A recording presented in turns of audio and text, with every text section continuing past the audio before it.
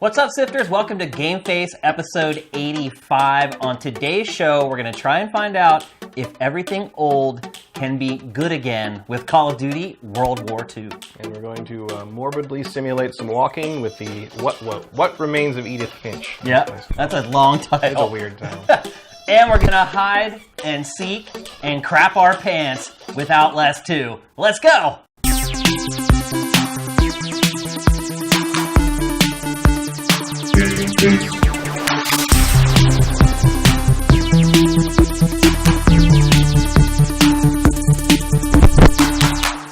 Ahoy, Sifters! It's Friday, the last day for any semblance of responsibility across the land. Everyone's planning for a great Friday night. Hopefully we're catching you guys before you head out to do your thing. GameFace 85 on sifted.net. We got a great show today. So probably the most topics we've had on an episode in a month or two.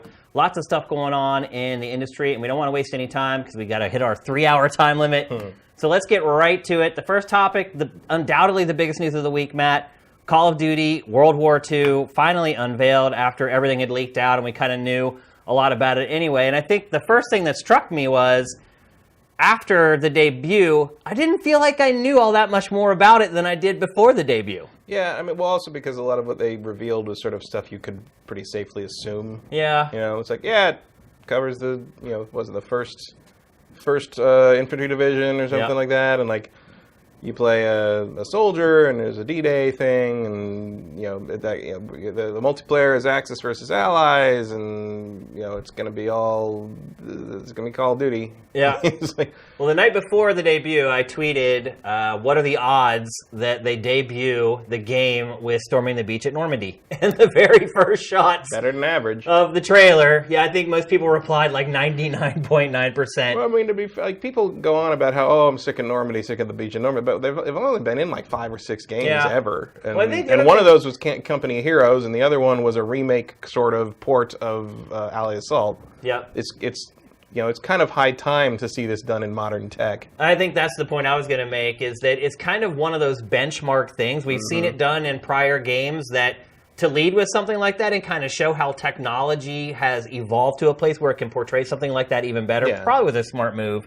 It's certainly the most, I think a lot of people would argue, the most iconic moment from battles from World War II. No, it's the most important day of the 20th century. For sure. And the largest invasion in human history. I mean, and probably forever. Because now it's like we use drones and you wouldn't need offshore. as many people or much hardware to do that today. At the very least, they'd fly like 20 drones over the beach and just clean it out before people had to go onto the beach. So it is kind of a moment in time that will probably never happen again. At least I hope it never happens again. It's also one of the worst days in the history of our society. So what are your impressions overall, Matt? How do you feel about how the game looks? I think it looks great. Yeah? Like, I mean, it's not a huge leap over like what we've been seeing in the Call of Duty games, but like, I guess if you're going with your gold standard, being, say, Battlefield 1, it looks pretty good.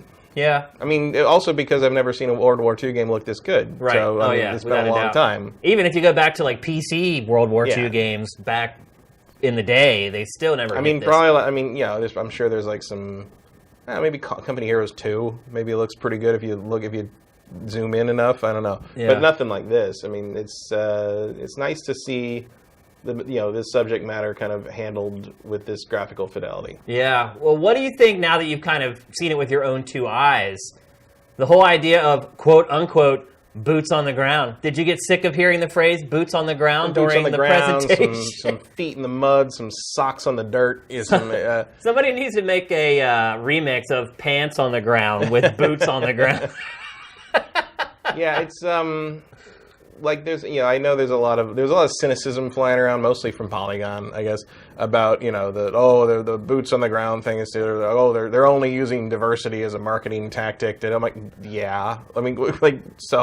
what's their argument there about that though? I mean, I know they mentioned during the presentation that you run into like a company of African American basically you're playing as, I guess, probably a few guys. I mean, imagine it's the same as like the Call of Duty campaigns before, where you jump around a little bit. It's actually not, for the most part. You play as one primary character. Well, you play as what's his name? Private Daniels. Red or something like that. Do they have a nickname? I don't remember. I know his name's Private Daniels, and they said that there's one other French sniper that you play as for a while, but that's pretty much where they kind of cut it off. It doesn't sound like it's like every mission, different guy. No, but like I don't know. Call of Duty traditionally has 3 different viewpoints on a lot of those classic games when they're trying to kind of depict the different places. I don't know. Maybe they haven't told us everything, but you got to save something for E3. Yeah. Yeah, I mean... Are you excited for it? You don't sound excited for it. I mean, I'm never, like, super excited for another Call of Duty game, but, like, I like World War II. I mean, what one would probably call a World War II history nerd, and I'm interested to see which battles they depict beyond, you know, obviously the storming of the beach. Well, they said they're going to Sicily. Yeah. Is one of the locations. Which could be another beach invasion, we might add. Yeah, and it mostly takes place... A less interesting one. But yeah, still. And it mostly takes place on the Western Front, and it runs from 1944 to 45. Mm-hmm. So that kind of period in there. The pure drive to Berlin, basically. Yeah, pretty much. I mean, it's kind. I would have liked to have seen Stalingrad done with this tech. Yeah.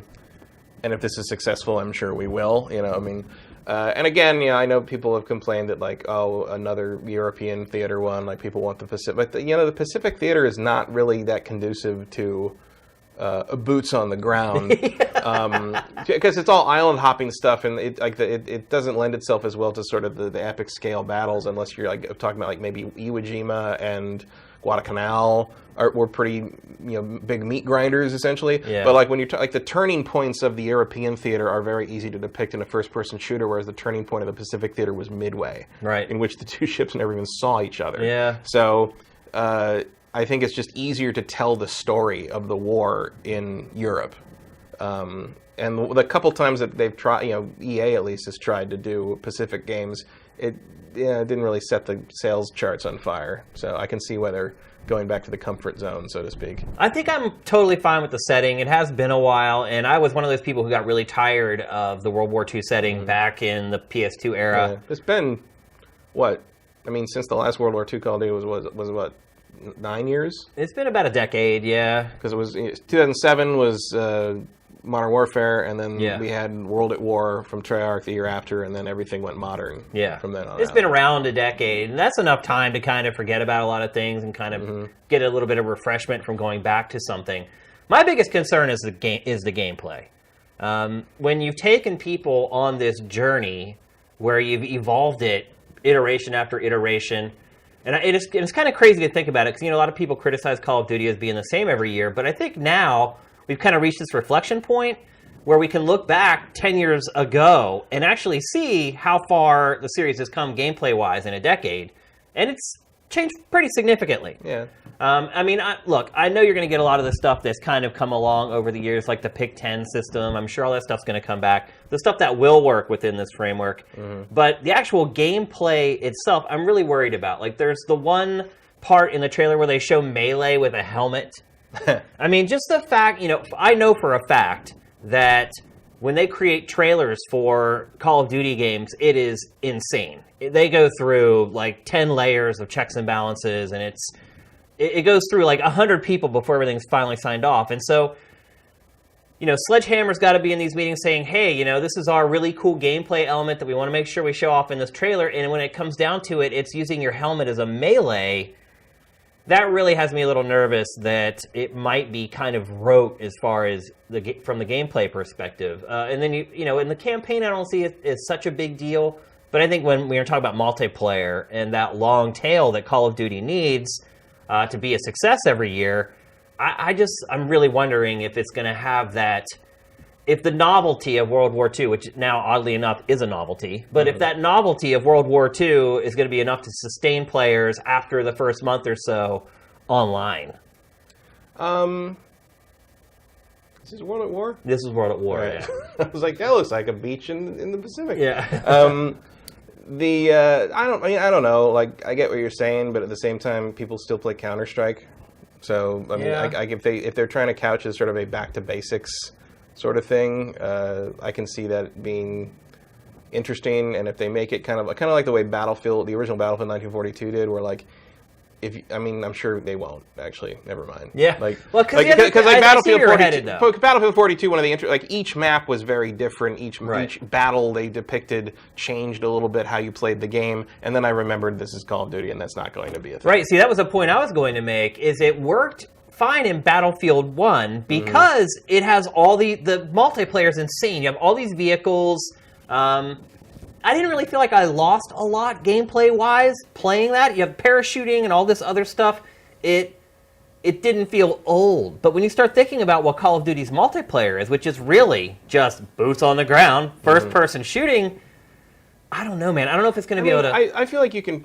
other than the wall running and stuff, you can probably bring in just about everything that defined Call of Duty multiplayer in the Modern Warfare era. You get your slides in. You get the slides in. You can get... you got your various fast, classes. In terms of kill streak stuff, you can still... there's still airstrikes. There's still... you can't have a helicopter, obviously, probably, but you can... maybe you could change that to be a long-range sniper that you just can't see or something. There's things you can. That would be a really cool idea. A kill streak that was a sniper. Yeah. That perched somewhere and just started sort of guarding your ass. Yeah. That's a really good idea. Man, that would piss people off. It would. It really would. It would piss me off. One thing that is encouraging, though, I think, is I feel like a lot of the gameplay innovations that have come into this series over the last decade have alienated a lot of people because it made being good at the game more difficult. And I totally get that for the people who are really good at it and for esports and things like that, that's a good thing. It helps separate the great players from the average players. But I feel like one of the reasons that you're starting to see the sales slip in this franchise isn't necessarily because it's a futuristic game. I think it's because it's gotten so complicated and the people who continue to play it year after year have gotten so good that a lot of the casual players have just given up because it's just gotten worse and worse as time has gone on as far as being able to compete with these people. And I feel like this might create a more level playing field so that as long as somebody's good enough at spotting enemies and then sighting up and pulling the trigger and mastering the firing patterns of their gun and stuff like that, which is a lot more simple than, hey, I got a jetpack now, and there's this dude hovering 20 feet off the ground who's shooting me in the eye socket. I think it'll take away, and it could be good, it could be bad, but I think it will take away kind of that elite layer of player out of the equation a little bit, and at least maybe give some of the more novice players a chance to actually have some fun with it. Because I think we're kind of at a point where a lot of people just don't have fun playing the game anymore. It's no fun just getting killed over and over and over again. And I felt like as the gameplay deepened, that divide between the elite player and the average Joe, which makes up the bulk of people who buy Call of Duty, by the way. Yeah. I just feel like that divide has just spread so wide that it's just kind of alienated this whole other group of people who can't spend all day, every day playing Call of Duty. And look, it's happened for me too. I back Black Ops 2 around that time. I was a pretty good player at Call of Duty. I could finish in the top 4 or 5 players every match. My KD was 1.3, something like that. And I wasn't amazing or anything. I certainly wasn't esports material, but I could hang and be competitive, and I was an asset to my team. Over the last couple releases, I've just turned in everybody else almost. I just become fodder for the really good players. And so I wonder if it's my skills deteriorating, my eyes getting bad, my hands getting slower, or if it might have a little bit to do with how these extra layers of gameplay have kind of been added on over the years, and me not having the time I used to have to be able to play it, to be able to sort of acquiesce with them. That makes sense. I don't know which way it'll break. We'll only know once it comes out. I can see it having, a really good couple first weeks, and then we'll see if it holds the attention of anybody beyond the hardcore, or if the hardcore abandon it by thinking it's not, interesting enough for them, and the casual, kind of the mainstream players stay, which still makes it a pretty big success, or if everybody just sort of stops playing it because they're tired of it after a few weeks of, basically vanilla shooter gameplay, which I feel like probably won't happen that way, just because if the gameplay's good, if it's it's not like stuff like Counter-Strike or Team Fortress or amazing complex modern games, but people still play them in vast numbers because they're fun, because they like them, and because they've got that many hats to show people. So I think they can do it, but will they do it and can they do it are two different questions. I think this is a really important game for Activision because I think it will finally tell it what the deal is with the franchise. I think it will figure out, okay, what is the problem here? Why are we leaking users over the last few years? Once you go back to a setting like this, I think they'll know whether it's the setting or not, or whether it was the gameplay. In all honesty, I think a big part of it is just matchmaking. Like, they just need to figure out a way to get people of equal skill levels playing against each other. It's the eternal issue with online first-person shooters is matchmaking. It seems like we have all these technological advances, and that's one thing that never seems to get fixed, is being able to play with people who are on your skill level. And they've tried so many different things to do it. Like, they have the leagues in Call of Duty where you play, like, the 3 placement matches to kind of get... But the problem is that you're kind of sucked into this whole esports ecosystem that maybe you don't want to be a part of. It's like, I just want to be able to play the regular multiplayer mode that's there, that everyone else is playing, against people who are around the same skill level as I am. And it just... What are you laughing at? The chat is only talking about your hat. Oh. In part because they want to know why you're wearing a hat, but also because when you look this way, you can only see USSY. That was the whole plan. I'm never going to turn my head far enough so you can see what it actually says. I'm just going to leave it like... I'm going to leave you wondering. This is my Donald Trump hat. This is the new "Make America Great Again" hat. I am wearing a hat today because I was so busy today. I did not get a chance to take a shower. So I'm sure everyone here was very glad to hear that. But wild style haircut going on here. Yeah. So and I just felt like being casual today as well. Just thus the T-shirt. So I'm trying to keep an open mind towards this, Matt. To be honest with you. I'm not overly enthused about it, to be honest. I feel like what we got out of Battlefield 1 was enough for me to kind of get that taste of old school flavor while still having kind of something that felt new and fresh as well. And I'm just wondering if, with the lack of vehicles and sort of the other things you get from the Battlefield franchise, if that's going to work here. I don't know. It's as they said in, God, which game was that? It's one of the Street Fighters. It all depends on your skill. Go for broke. Yeah. And I think Sledgehammer is going to have to do that, because we've never seen Sledgehammer take on this era before. And I will say, Sledgehammer's last Call of Duty was great. Yeah. Like, I really enjoyed it. Like, it's kind of turned into the best developer of the Call of Duty franchise at this point, which I never thought I'd say, because I wasn't particularly enthused with Treyarch's last effort. So I mean, as people, who have... Sledgehammer, as people who have, obviously seen and played the old World War II Call of Duties and other games, in the same genre, but have never made one themselves, I think they probably have a pretty good handle on what's been done, what worked, what didn't work. They don't have personal investment in what did work or didn't work in those other games, and maybe they'll be able to just kind of distill that down to what they think should be put and how it should be handled in a modern Call of Duty, taking into account all these years of non-World War II games and how far they've advanced, and in some cases how far they've regressed. And if it all doesn't work, at least we've still got Nazi zombies. That's right. We didn't even mention that. Nazi zombies, the original zombies coming back. Interesting that Treyarch has given the blessing to allow them to do it. Yeah, I mean, it's kind of a staple of the franchise now, I guess. Zombies definitely is. But, Nazi zombies, that's what started it all. Yeah. It was the absurdity of it, and people were like, what? Really? We're going to shoot Nazi zombies? It makes me wonder who's going to be in it. Right. Because usually they've had famous historical figures, or they've had celebrities or something. It makes me wonder, do you get celebrities, or do you get, like, if it was me, I would try to license the likeness rights of classic, like, World War II movie stars. Oh. Like, I get, like, John Wayne and Jimmy Stewart and, like, stuff like that. I mean, look, they've done stuff like that before. It's not, like, out of the question at all.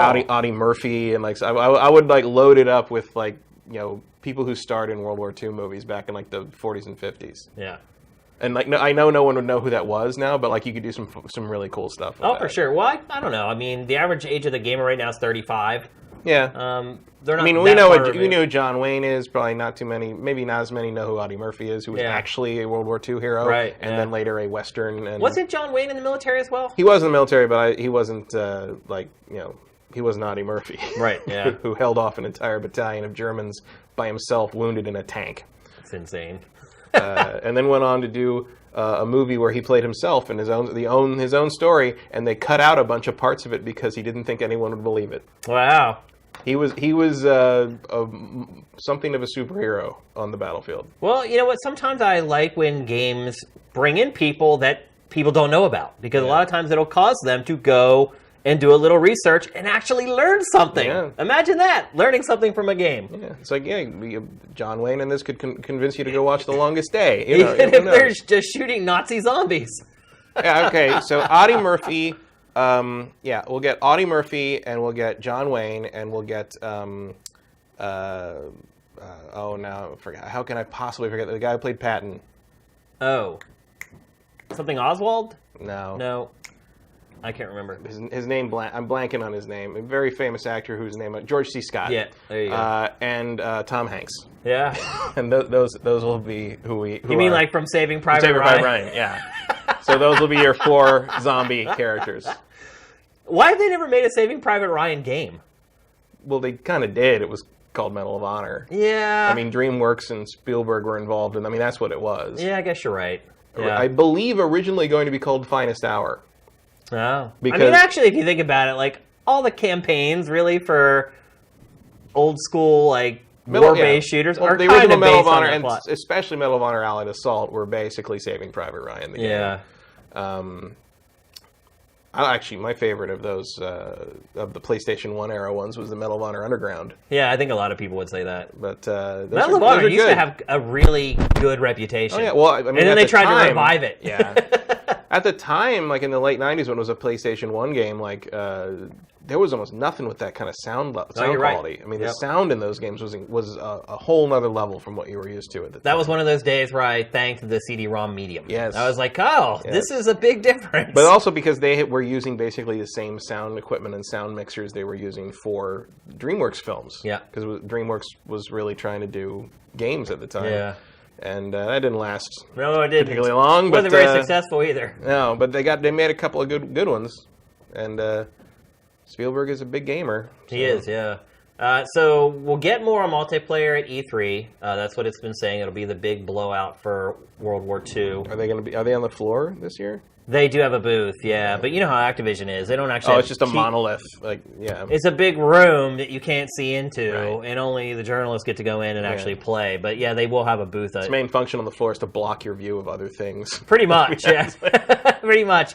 But we'll get much more on this at E3, which, believe it or not, is just like 6 weeks away or something crazy. I can't believe how fast it's coming up. I think it's like 42 days? Yeah, something like that? Yeah, somewhere around there. So that's coming up quick, and this will definitely be one of the bigger games, and probably one of the bigger debuts will be Call of Duty multiplayer. Everyone's going to be waiting with bated breath to see what they're going to do. So we'll have more on it soon, but for now we're going to move on. We're going to talk about 343 finally admitting that they totally have screwed up the Halo franchise. Did you see it this week? Yeah, I saw some of that. Poor Frank. Yeah, Frank O'Connor, yeah.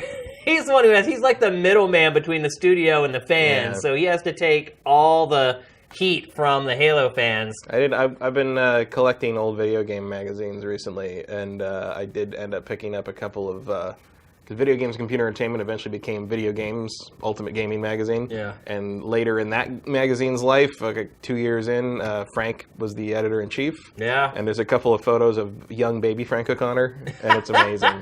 Wasn't he also like the head of Xbox Magazine? Later, yeah, I think so. Yeah. That was where I knew him from. I didn't remember that he was in video because Chris Gore was the one who was the editor-in-chief on video games after it stopped being VG&CE. Right, yeah. And like it's like, and like reading through them, I was like, I know all these people now. Yeah, they're all like just my friends now. Yeah, it's pretty crazy. But I think Frank O'Connor was kind of the first journalist to jump over the fence and work for a developer. At least certainly the biggest, highest profile case. He was the first one that like people wrote stories about. Yeah, you're like wait a minute. This guy used to work. Didn't he work for IGN for a while too? I don't remember if he worked for IGN. I thought maybe he did for a while, but I should have brought his resume. But I do remember he was like the first big story as far as and ever since then everyone just accuses all. And not just because he jumped to game development, because he jumped to Halo. Right, he went to Bungie. It was like that was a big, the idea that you could jump from like game journalism to like a little like development of stuff, like that was one thing, but like the idea you could jump to the 800-pound gorilla of video games from that. That was not only that too. You know, in the end, when Bungie kind of split ways with Microsoft, he went with Microsoft. Yeah, he didn't stay with Bungie and work on Destiny. Like he went to the mothership, which probably is a smart move. Yeah, I mean, probably Halo's going to stick around for quite some time. Yeah, whether I mean, it's good or not, or just getting a job at Microsoft. I mean, Yeah. you know, the benefits and the And job security. Bungie stayed up there, up in. They did, area. yeah. Their offices are still there. I don't know if they ever built new ones though. That was one of the studios that I visited that I was unpleasantly surprised at their offices. The first time I went to Bungie, I expected to go in there and just be like blown away by it. Like Ion Storm 2. Yeah, and it was just this grungy little building, kind of in this strip mall type area. I was like, basically really? where Microsoft stuck them when they bought them. Yeah, I was like, really? I'm walking into Bungie. These guys make Halo, and you went in there, and you know, I think I had just come back from Japan, where I had checked out the offices where they make Gran Turismo, which is on the opposite end of the spectrum. Like, with like elevators that bring cars into the cubicle area. Into the cubicle area. They have like lifts that will bring a car down so the artist can sit there and like draw the car. It's insane. And I mean, they had a whole room that was just massage chairs. Yeah. But they also have like the Japanese stuff where they have like these portals that people could sleep in at work. Right. And they're basically Although most of them slept under their desks. They did. Like, you could see where they had, like, blankets and stuff wadded up underneath their desks. But these... When we were there, I don't know if we're talking about the same trip, but, like, no, because we never went to Japan together, I don't think. No, we did. 2007, maybe? Yeah, we went once, I believe, yeah. Yeah, but, like, I remember when I went in 2003, because I think we took turns, basically. Like, you went one year, I went the other. Yeah, we did do that, yeah. And, because they only needed one game nerd at a time. Right. And, like... but we went to see Polyphony in 2003, and there was at one point during the tour, it's like, oh, and please be quiet because there's people sleeping. And we're like, what? And we look under every desk had a sleeping man under it. It was amazing. And think about that. They know. And I believe it was probably the same. They were probably still working on the same Gran Turismo when you went and saw them years later. Yeah, and they knew the press was coming too. Yeah, they didn't care. Still, they're sleeping underneath the desk. They had cars to model. I think that was, exactly. I think that was one of those moments where I was like, I'm never going to get into game development. This just looks like no fun to me whatsoever. He's not there. Yeah, I mean, I think, but you know, that's a big studio with big budgets, and I was like, if this is what the best get, I don't know if I want to deal with. I mean, I don't know if things have gotten better. Obviously, I maybe I don't know. I haven't been up there in forever, but like. I don't know. I've been a Bungie fan since the marathon days on the Mac. Or Pathways into Darkness actually, was the first Bungie game I played on the Mac LC3 back in 1995, four I think, yeah. Like it was that and the original Marathon. So yeah, old school Bungie fan. Glad they're still around, but. Hope Destiny 2 is a little more Marathon 2 than I'd agree with that. Than Destiny was. Let's get back to Halo. So that we didn't really talk about what this whole topic is about, which is that 343 now admits that it made a huge mistake in not making Master Chief the centerpiece of Halo 5. Mm-hmm. So I don't know if you remember or not. There was like the whole lock thing. I remember. They put out like this trailer that we're seeing. I had to go through it. Yeah, this trailer that we're seeing right now. They made two versions of this. One where Master Chief walks up on Locke, and then one where Locke walks up on Master Chief. And it never happens. Yeah, it doesn't actually happen in the game at all. But I think the thing that has been left with people after playing Halo 5 is that it just didn't really feel like a Halo game because you're not playing as... I think you probably play as Master Chief, 55% of the game? Oh, not close. Not even really. Close. It's like it's 2 levels. Oh, that's right. You play as Master Chief, I think, in 2 levels out of, what is it, like... 10 or 12 or something, and 2 of the levels are just Locke walking around talking to people at that stupid camp. Yep. How do you develop a game like this with that kind of a budget, that kind of a QA team, that kind of a budget for focus testing to talk to fans, and create a game that doesn't focus on the star of the franchise? I don't know. I also don't know how you make 2 Halo games and don't understand that this whole weird plot you have surrounding Cortana is not interesting. Yeah. Cortana was always just a bit player. I don't understand why they've tried to make her into this major player in the franchise. I mean, she's always been sort of your sidekick, right. sort of. It's like making a whole game about Navi from Zelda. Right. She's there for exposition. She's there for comedy relief. She's there to kind of be Master Chief's foil and bounce stuff back and forth. And there's some nice moments between them in the original trilogy. For sure, yeah. Some heart-touching moments. But it's not... And again... if you are going to focus on that, the emotional core of the Cortana character is her relationship with Chief. So why are you marginalizing Chief? Yeah. The biggest problem with Halo 5, aside from the fact that it continually makes you fight the Prometheans again, which is some of the most boring enemies in shooter history, is that the entire story is Act 1. Yeah. Like, the end of Halo 5 should have been like the end of Mission 3. No, you're right. And then it should have continued. It's like nothing happens, pretty much. No, it's like, and the whole time, it's like, you know, Master Chief is doing what he needs to do to deal with this Cortana thing, and then Locke, you're playing mostly as Locke and Team Osiris chasing after him, and every level's like, oh, he was here, but now he's not. Now we got to deal with these Prometheans, and finally you catch it. Like, the game should have been called Halo 5, a day late and a dollar short. Like, you're constantly like, 5 feet behind him, and it's like nothing happens. Yeah, like, nothing really does happen. Yeah, it moves really slowly, and it's not an especially long game either. No, and it's like in comparison to like the old Halo games, where even if you didn't quite understand what the hell the Gravemind was, or why the Flood were here again, or what was going on in that regard, at least it moved. At least exciting stuff happened and things occurred. Whereas like in this one, it's like, well, better kill that Promethean again. Yeah. Wait for his head to pop out. Yeah. Yeah, that got tired after and then, like, short while. You know, one of the other fun things about Halo was always, like, you know, throwing grenades or doing, you saw grunts fly out of here, like, crazy physics stuff happen, but the Prometheans disintegrate. Yeah. So you don't even get that satisfaction. Yeah, you don't get that visceral payoff. So, I mean, they're definitely right when they say that, like, oh, Master Chief is important and we understand that now. But I hope they don't think that's the only problem there, because the problems with the storytelling in Halo 5 go straight down to the bone. Well, it also lost its tone. It's like Halo kind of always had this cheeky comedy to it. A lot of the enemies that you fought would say stuff that would make you laugh in the middle of an insane battle. You're like laughing, like you don't. Yeah, I mean, you don't get that in any other shooter, and that was a unique selling proposition for Halo, and it got away from that as well. There's little bits of it, but that was something that used to permeate the whole experience. Like it was always had There's like that balance of that and like kind of the epicness. Yeah, and I feel like it just.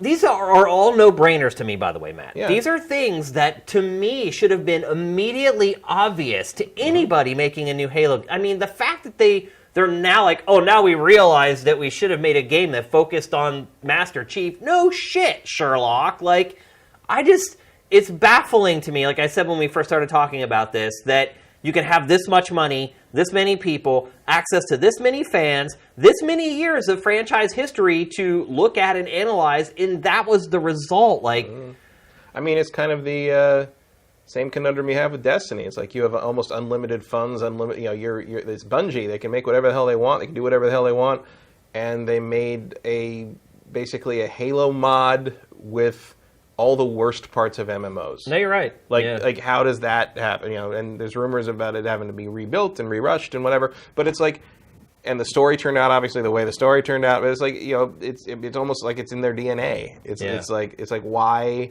would those be the lessons you take from 15 years of MMO development when you're trying to apply it to this model you've already perfected? Why would 343 look at what's come before in the Halo trilogy and ODST and Reach and think, well, obviously the answer here is, I mean, it reminds me of the Hobbit movies. Yeah. Where they're trying to make them as big and bombastic and epic as, you know, this Lord of the Rings, where it was like you're taking the most powerful object in the world to the scariest place on Earth to save the entire planet from evil.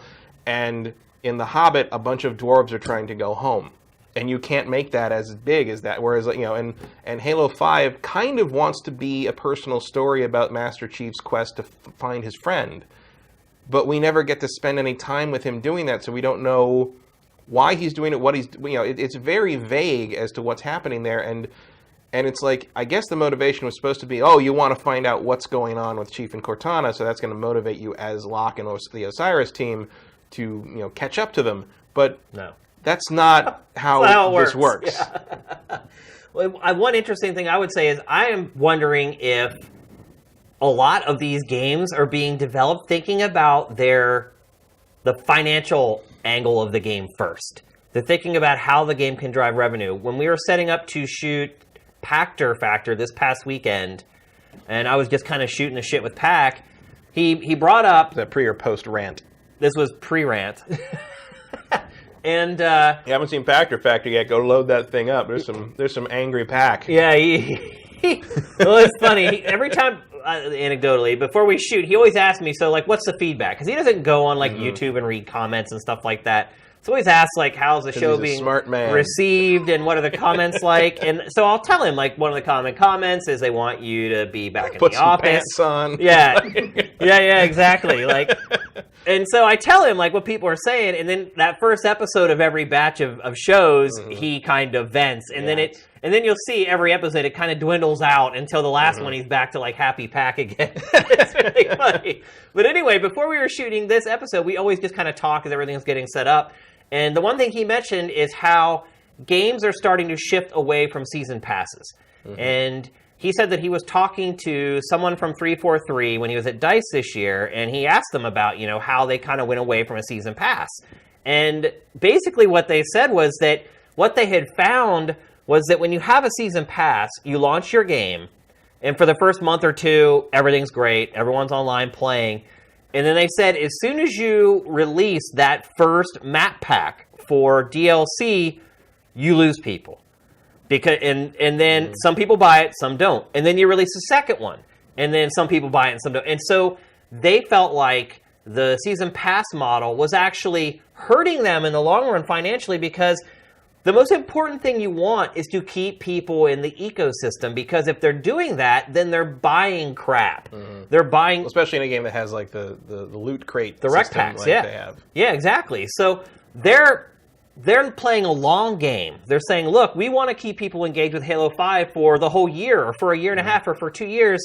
And when you release these map packs that are cutting off a part of your audience every time you release one, after you get to, like, the third one and the season pass ends, you're down to, like, a quarter of the players that you had when you launched the game. And so you're only selling your DLC and your cosmetics to 25% of your user base. Whereas if you make all the map packs free, people stay engaged. I don't know if you remember or not, but, like, for months after Halo 5 launched, we kept getting these reports saying we made $250 million this month on rec packs. And it just kept going and going and going. And so over the long haul, it totally worked out for 343 and Microsoft to ditch the season pass and just give all the maps away for free. And you see, like, some developers and publishers are learning from this. Respawn did the same thing with Titanfall 2. What's your response to this, Blizzard?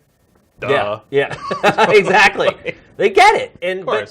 But a lot of people don't. Like, I just saw season passes announced for a bunch of stuff. We're going to actually talk about a season pass for a game here in a little bit that didn't get it the first time, and now the next game from this publisher isn't getting it this time. So I think that's a better model. But that's what I think is happening, though, is that they're building these games thinking about the revenue model first. Like, when Pac said that to me, at first it didn't even really hit me the genius of what they're doing. The first thing I thought to myself was, why are they thinking so hard about how they're going to make money on DLC?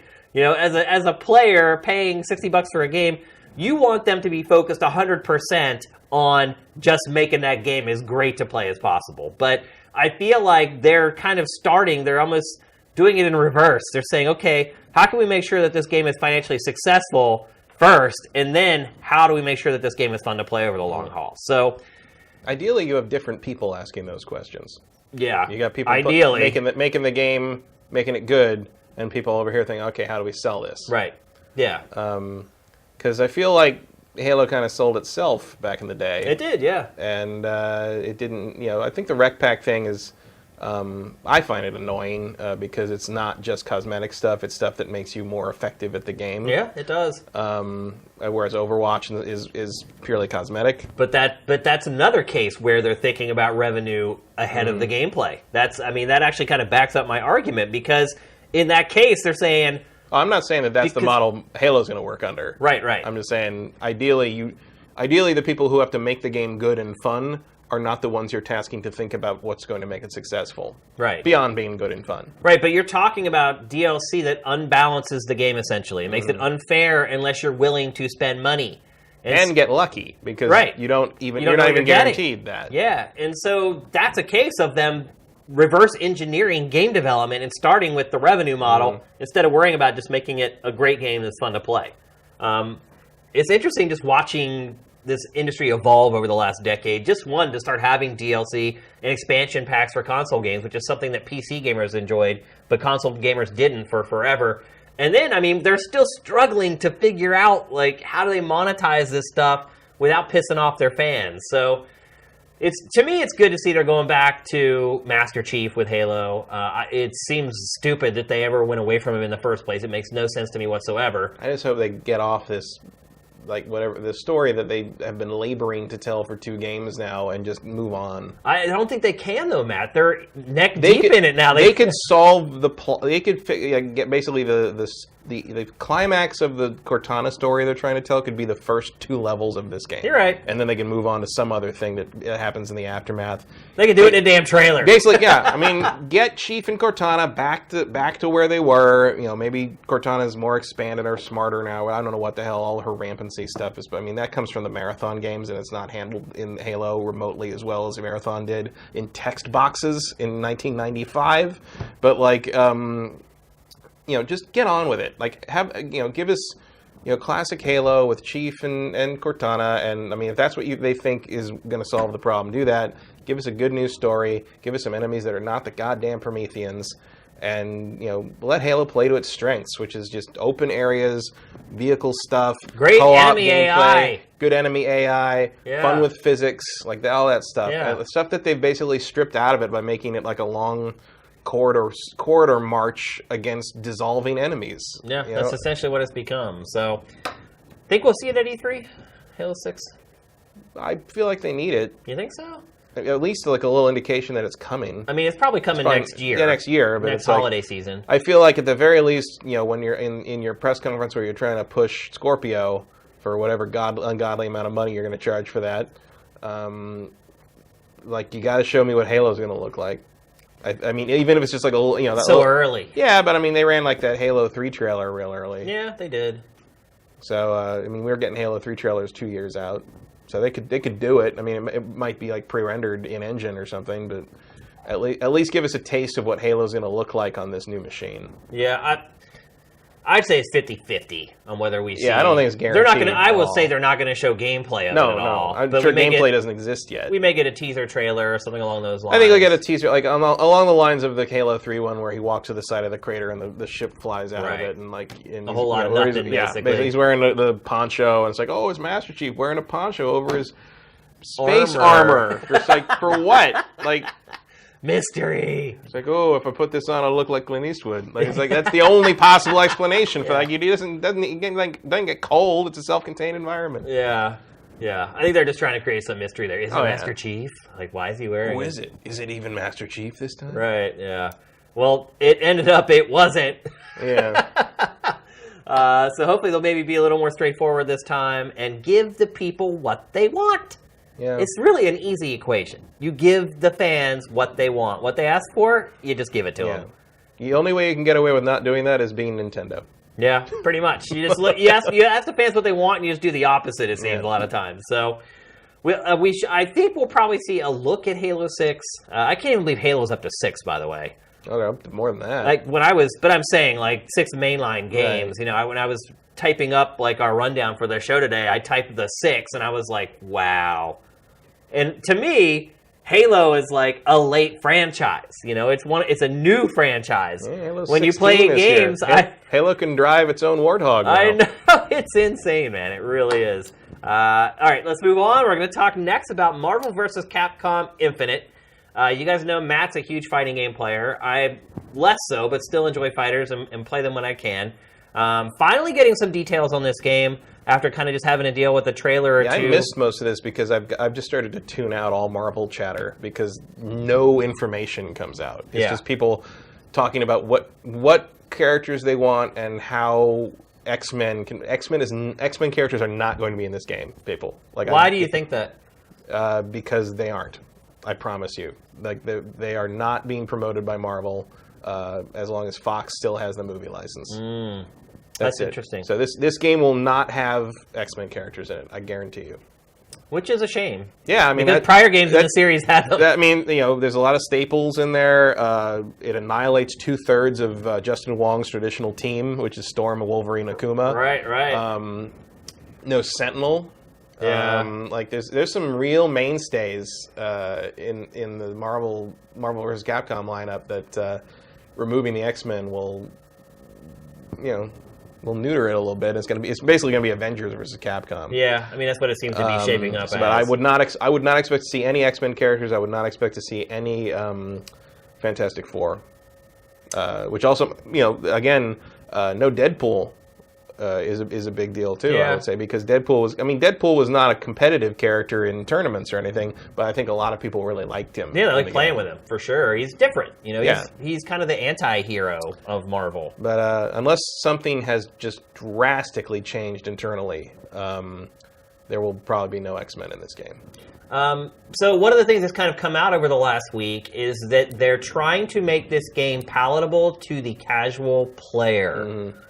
How do you feel about that, Matt? I mean, I assume that means they're just going to put in like some kind of like automatic kind of, like they did with Capcom versus SNK, the EO mode, right? Where it just you can automatically trigger combos, or like or maybe even something like what they're doing in Ultra Street Fighter 2 Turbo on the Switch, where like the corners of the touchscreen in a certain auto mode, like you can just trigger the special moves. Yep.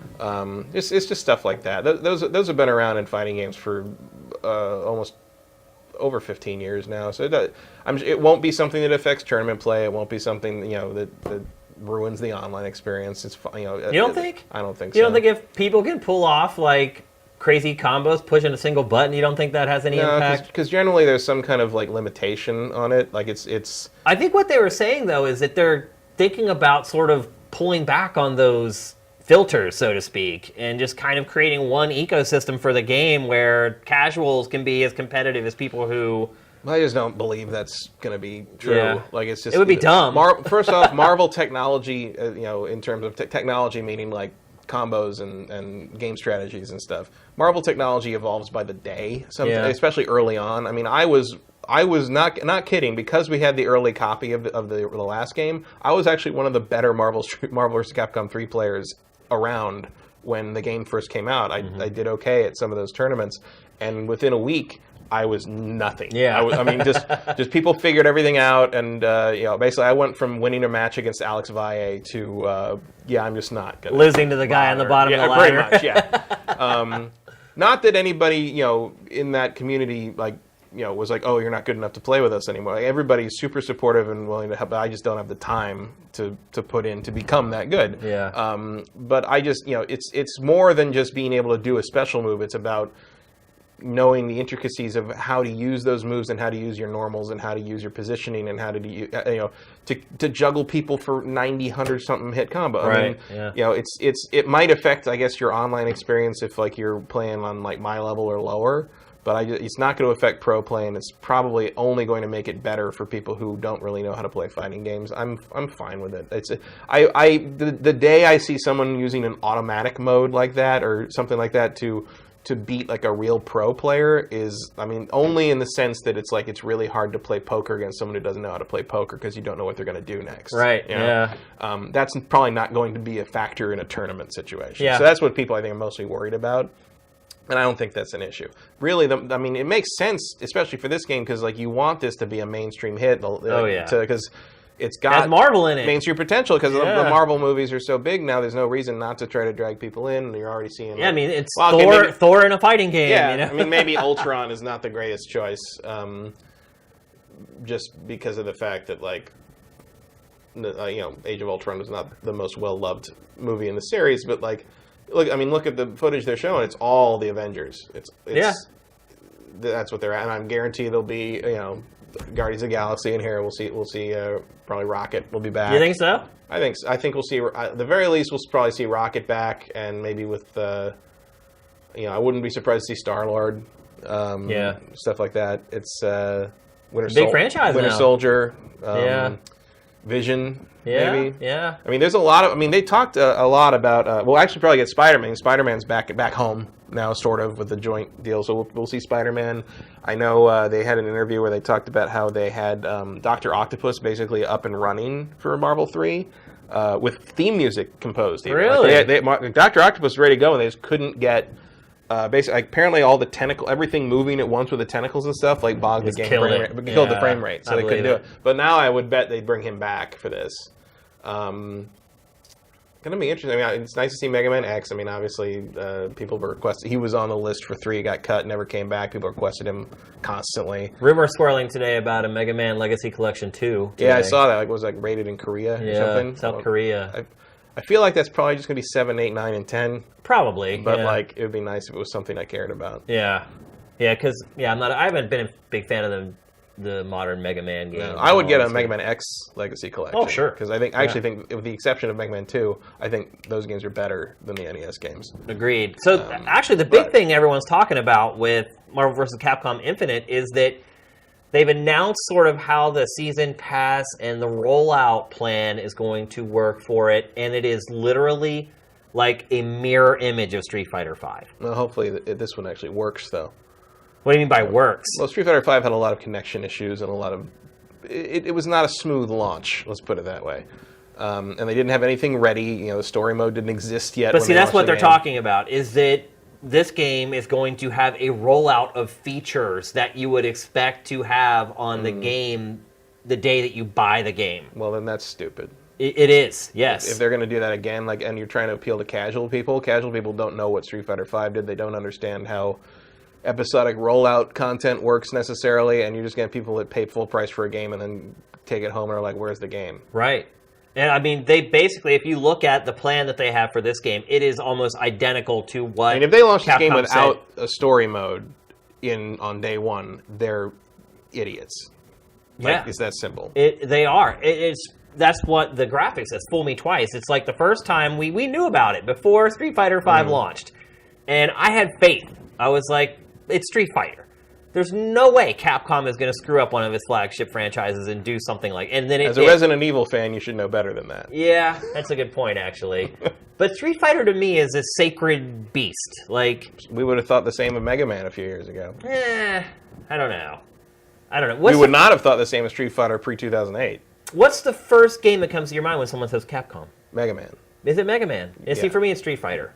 I mean, Street Fighter is probably the other answer. Yeah. But I think, the vast majority of people would say Mega Man, Street Fighter, or Resident Evil. Yeah. Those are your big Capcom games. For me, it's always been Street Fighter. Mega Man, my Mega Man days predate my Street Fighter days, basically. I never played Street Fighter 1, so not... Well, you're not alone in that. Most people didn't. I mean, but I was 11 when it came out, and it just was too complicated for me, and I didn't and also when you play it now, it's actually super clunky and weird. So I didn't play Street Fighter until Street Fighter 2 came out, when it was 1991, and I was already a Mega Man fan of 5 years by then. So I think, when Capcom comes up, I think generally Mega Man. That probably should stop because they haven't been the Mega Man company for a very long time. Well, I mean, if you look at the debut trailer for this, who does it focus on? Yeah, true. So it's not just you. I mean, I think Capcom feels like Mega Man's one of its bigger mascots as well. But what do you think will happen? Iron Man is... It will never, as a comic fan from way back, it will never...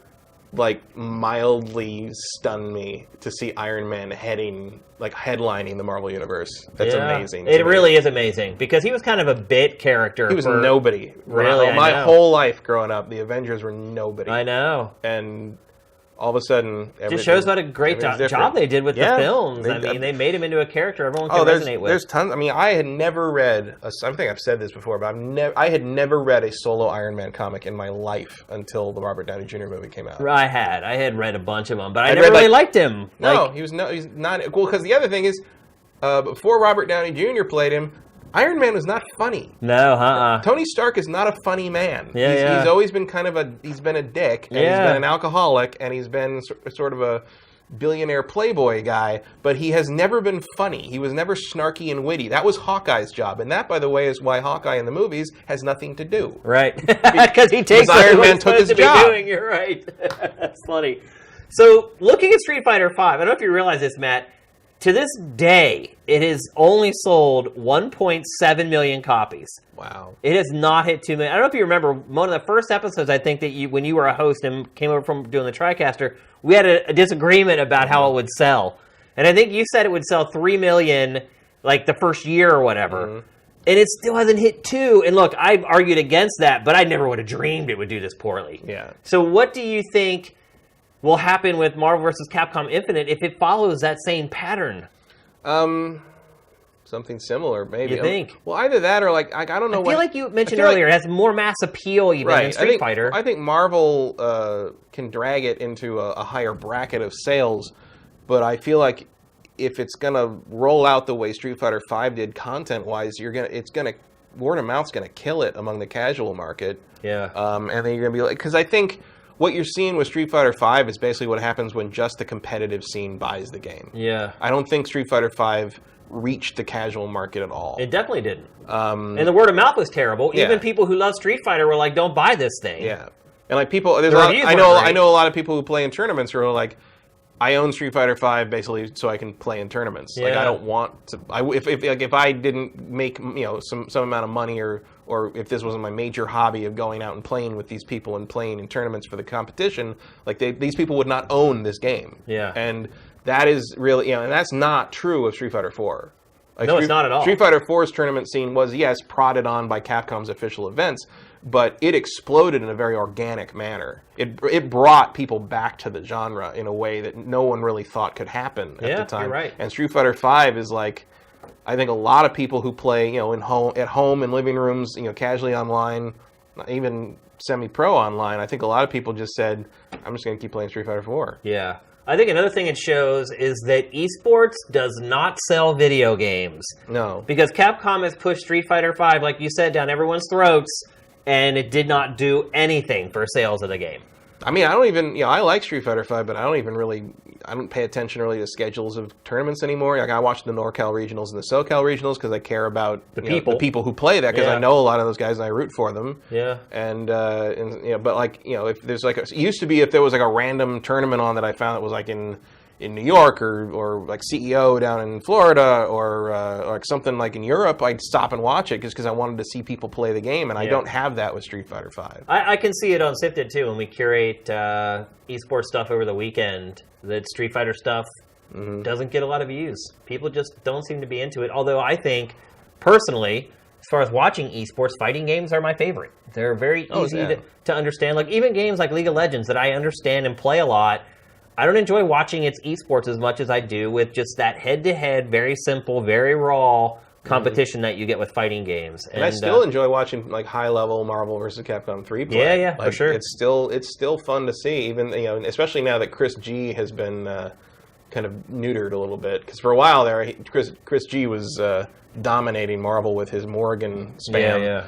And it took like a year for the community to kind of get around that technology, but they did, and it became a more interesting game again because everybody, you never quite knew who was going to win, even though Chris G was still really good. Yeah. And the fact that they can still be doing that all these years later is really neat. Yep. And that's kind of also the thing is like, can you make a Marvel sequel that can do that again?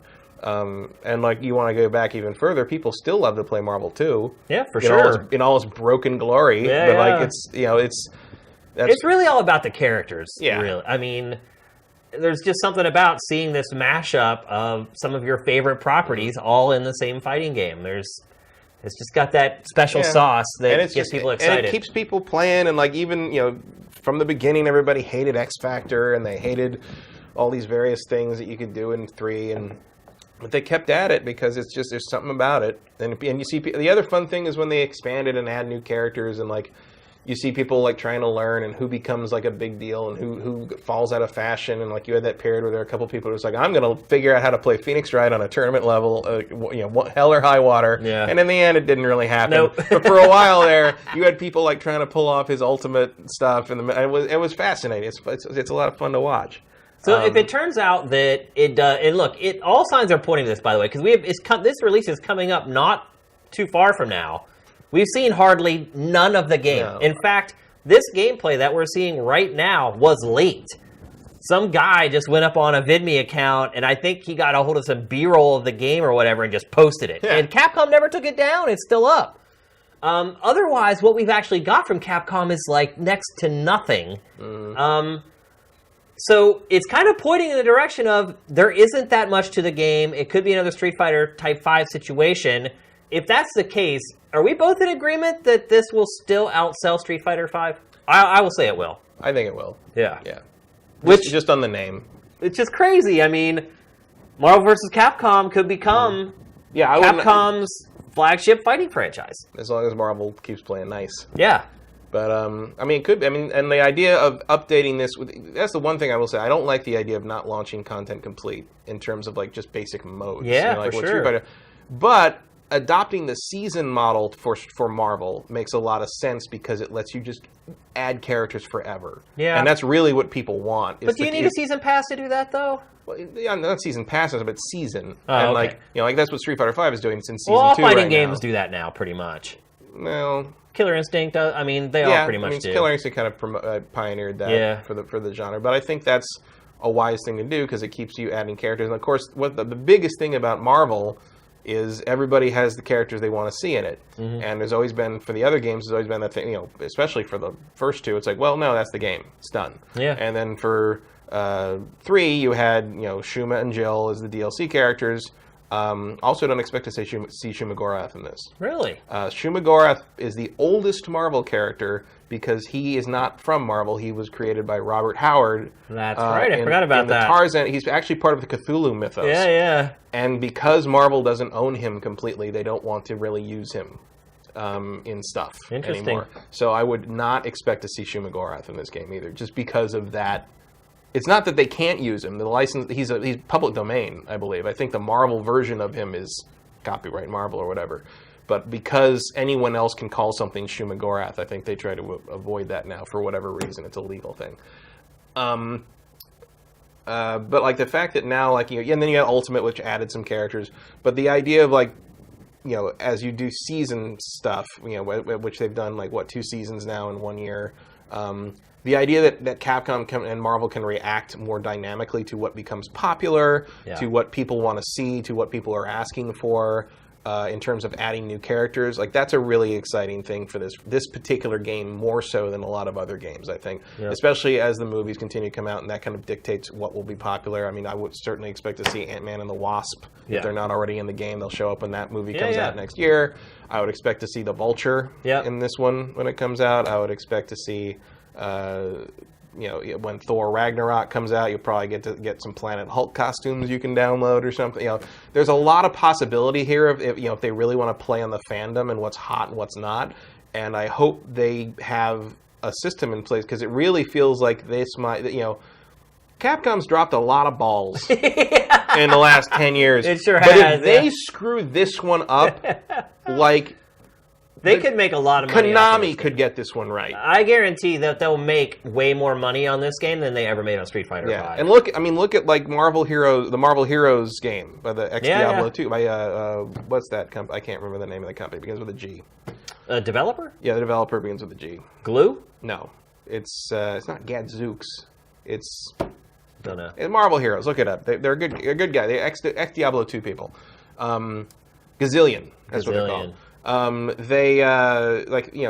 Their bread and butter is free to play. Their bread and butter is buying heroes. They add new heroes all the time, and they have endless numbers of alternate costumes for them. That are all. Some of them are some of the most obscure comic book references you'll ever see, and people love them and pay money for them. And all you need to do with Marvel vs. Capcom is the same damn thing. And I know it takes a long time to make a costume, but it's like if you put Spider-Man in there, you got to have the amazing Bagman. You got the black costume. You got the red costume. You got the white costume. You got the spider armor from Web of Spider-Man. You got the new costume. You got to have all the different movie costumes. You got, and it charged like $3 for each one, and that's just free money, hand over fist. I would never pay $3 for a costume, but I know a lot of people do. Oh, so. People will. Yeah, I know they will. On Marvel Heroes, the costumes are $10. Whoa! More for like special ones that have new voices and new animations. Whoa! I mean, look, it's a free to play, and you can earn all that. You can earn all that through in-game currency as well. It just takes longer, but look, Riot Games, all its revenue comes from skins. And that's also where Street Fighter V, despite how mishandled it is, did do it right in that you can earn all the new characters through in-game playing if you want to play that much. Right. Which people have decided people they don't. do to some degree, but like it's there if you want to use it. If you only want one character, you want to pay for a season pass. So that's a good model to adopt for Marvel, I think. But they have to do it competently, which Street Fighter V has not proven they can. I mean, I think they've got Street Fighter V more or less on track right now, but it's too little too late for that game. Yeah. And hopefully they don't try to repeat that with, get it right out of the gate for Marvel, because it would hurt me more to see this game fail than Street Fighter, because Street Fighter is always going to be there. But if Marvel vs. Capcom Infinite does not perform, Marvel's going to take its ball and go home. Well, it's an expensive license. Yeah. Capcom may take its money and go home. Too. You know, I mean, it's not cheap. It's not like they own the IP and they just get to make it just with the development costs. That's the other thing I wonder about is obviously, the Marvel license for this series comes and goes. There was a period where the Dreamcast version of Marvel vs. Capcom 2 was worth $100+. Right. Because and more for the PS2 version, I think, for a while. I mean, it was just, once the license for the Marvel game is up, the Marvel game goes away. Yeah, you can't. They don't reprint it. Yeah. Go look up the current eBay prices for the Spider-Man movie games. Like Spider-Man 2, you're going to be paying a lot of money for that game because you can't get it anywhere. That's crazy. And it's the same thing with for a while it was happening with that Deadpool game, because it got pulled because Activision's license was up, so it got pulled off Steam and everything, and all now it's back, so it's different. But that was a problem for Marvel 3 for a while too, because at a certain point all the DLC went away. Yeah, because the license was Marvel's expired. all over it, man. And now it's back because they did PS4 version and the PC version now. So, but for a while there, it was gone. So my question, doubly so on this, in terms of using the season pass and sort of like online, a constant online connection model, is once the license for this game expires, what happens to this game? Right. Where do you get this game after that? Yeah, is there going to be a complete version release? Is there going to be a way? Because they certainly don't seem interested in doing that with Street Fighter V. But like, if they don't come up with a solution to that, like, okay, Marvel vs. Capcom Infinite is done, we're never going to release any more content, put out a disc version with because otherwise, like, that game's tournament life is basically over. You're right. You're absolutely right. It'll be interesting to see. I think we're both in agreement it's probably going to do better than Street Fighter V, though. I would be surprised if it didn't. Yep. Even if it's just on the back of people buying it without realizing what they're buying. Yep. And even if it's worse than Street Fighter V, yeah. I think it'll still do better financially. Yeah. All right, let's move on. We're going to talk next about Warhammer 40K Dawn of War 3. Matt, you dove into some RTS action last night. How much time did you actually get to spend with it? I played like 2 or 3 hours. Okay. I played the tutorial stuff, and I played the first few missions, and I played like one game of multiplayer and got killed very, very quickly. Yeah. Enough to kind of grasp what it's doing. The reviews have been... They all say it's good. Yeah, but they also say it's kind of not what they wanted. Not what they wanted, and also not what really they thought it was going to be, based upon sort of the pre-release marketing. And yeah, the rhetoric surrounding this game from a marketing standpoint is very weird now in retrospect, because they kept talking about evolving the RTS. Yeah. And really they just sort of slapped MOBA elements into Company of Heroes. Wow. And I mean, it's basically the same thing. Because what are the MOBA elements that are in it? Mostly heroes. Okay. The fact that, like, because like you kind of got to know how that series has evolved. Because Dawn of War 1 was basically a straight RTS. Right. It was basically Company of Heroes with Warhammer juice sprayed all over it. Right. It was you go and you capture the point, and you build listening posts on the point. And it's exactly Company of Heroes, just in the Warhammer universe.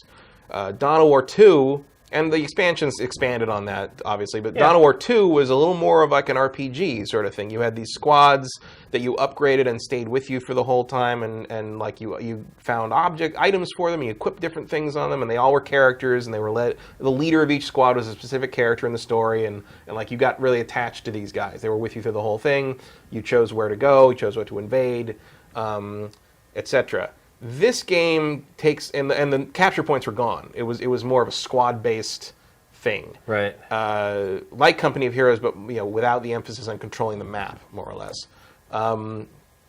With Dawn of War 3, they brought back the capture points and the listening post stuff and building things. In fact, one of the other things they've done, they've completely gotten rid of any kind of resource harvesting, and all that comes from the captured points, and you have to build stuff an additional listing point on the captured points to get resources at all. So they've changed that around, but the main so that's kind of how multiplayer works in terms of capturing points. And there's also weird things where like there's sections that are not capture points, but they're heavy armor zones, which basically are heavy cover zones, which basically means your ranged units can sit in there and just deal damage with impunity for the most part, because if you capture it, you get a force shield around it. And so you can shoot out, no one else can shoot in, only melee units can get in and kill your guys.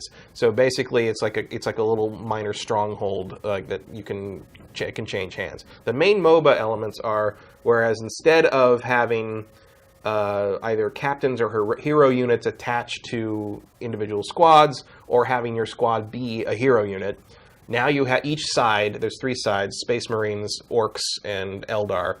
Each side has 3 elite units. And as you play the game, you earn elite points. And then you spend those elite points to bring your elite units in, like heroes from Warcraft 3. Is this on a per-match basis? Yes. Okay. So you bring these guys in.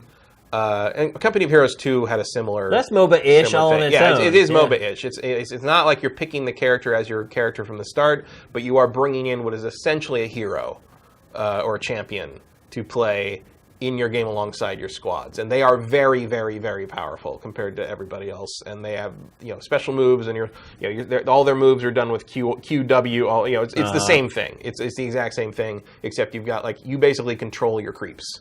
You control the creeps. So you also have squads of generic Marines of different types, and you've got melee guys and shooter guys, and you've got scout guys that can't be. There is the one interesting mechanic actually is an adaptation of the jungling idea, where so you have like a rover essentially. You have scouts, and they're invisible. They're literally invisible to all units except builder units. Okay. So or like detector units of that nature. The detector units are very rare in this game.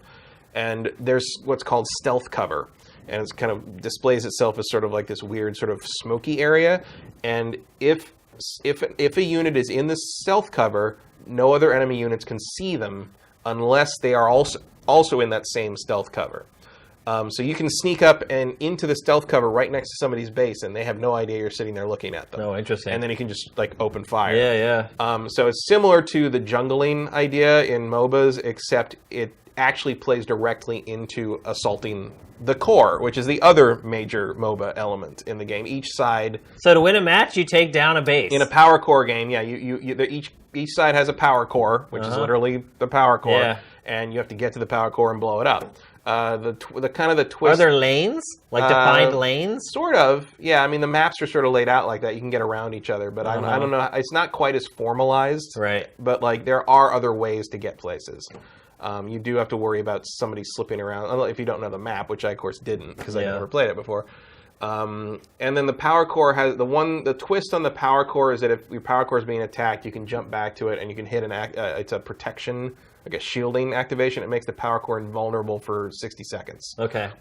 And then you can hearthstone, you can hearth your entire team from your main headquarters. So instead of each individual hero warping back, you go back to your main headquarters and hit one button, and all your available units warp back to your home base, and you take on the guy. So basically, if your power core starts getting hit, you can bring everybody back. Hit the invincibility button. You hearth everybody back to your home base and hope you fight them off. So wait, they warp back to the base? They all warp back to the base. Is that good for strategy though? That seems like it's. I don't know enough about how that. How RTS seems like it might works not work. Or make it. Well, the downside is there's no way to choose. It's all or nothing. Okay. So if you've got other units out there pushing forward, they all come back to the base. Gotcha. So you basically. So it's a last resort. It's basically saying I completely forfeit my offensive measures right now to defend my base. Because then you basically have to start over. Well, right. Because you have to send them all out again, and they're going to take a while to get. Yeah, right. I mean, it seems like if you get to that point, you're probably going to lose anyway. Yeah, I mean, obviously I only played one round and the tutorial, so I don't. The nuance of it is beyond me right now, especially as someone who's terrible at online RTS games. Yeah. But so it's so it's a weird sort of permutation of MOBA and standard RTS gameplay. I wonder how people will react because a lot of the reviews have said stuff like two steps backward to take one step forward, and that feels really accurate. Yeah. Already. Uh-huh. Just because.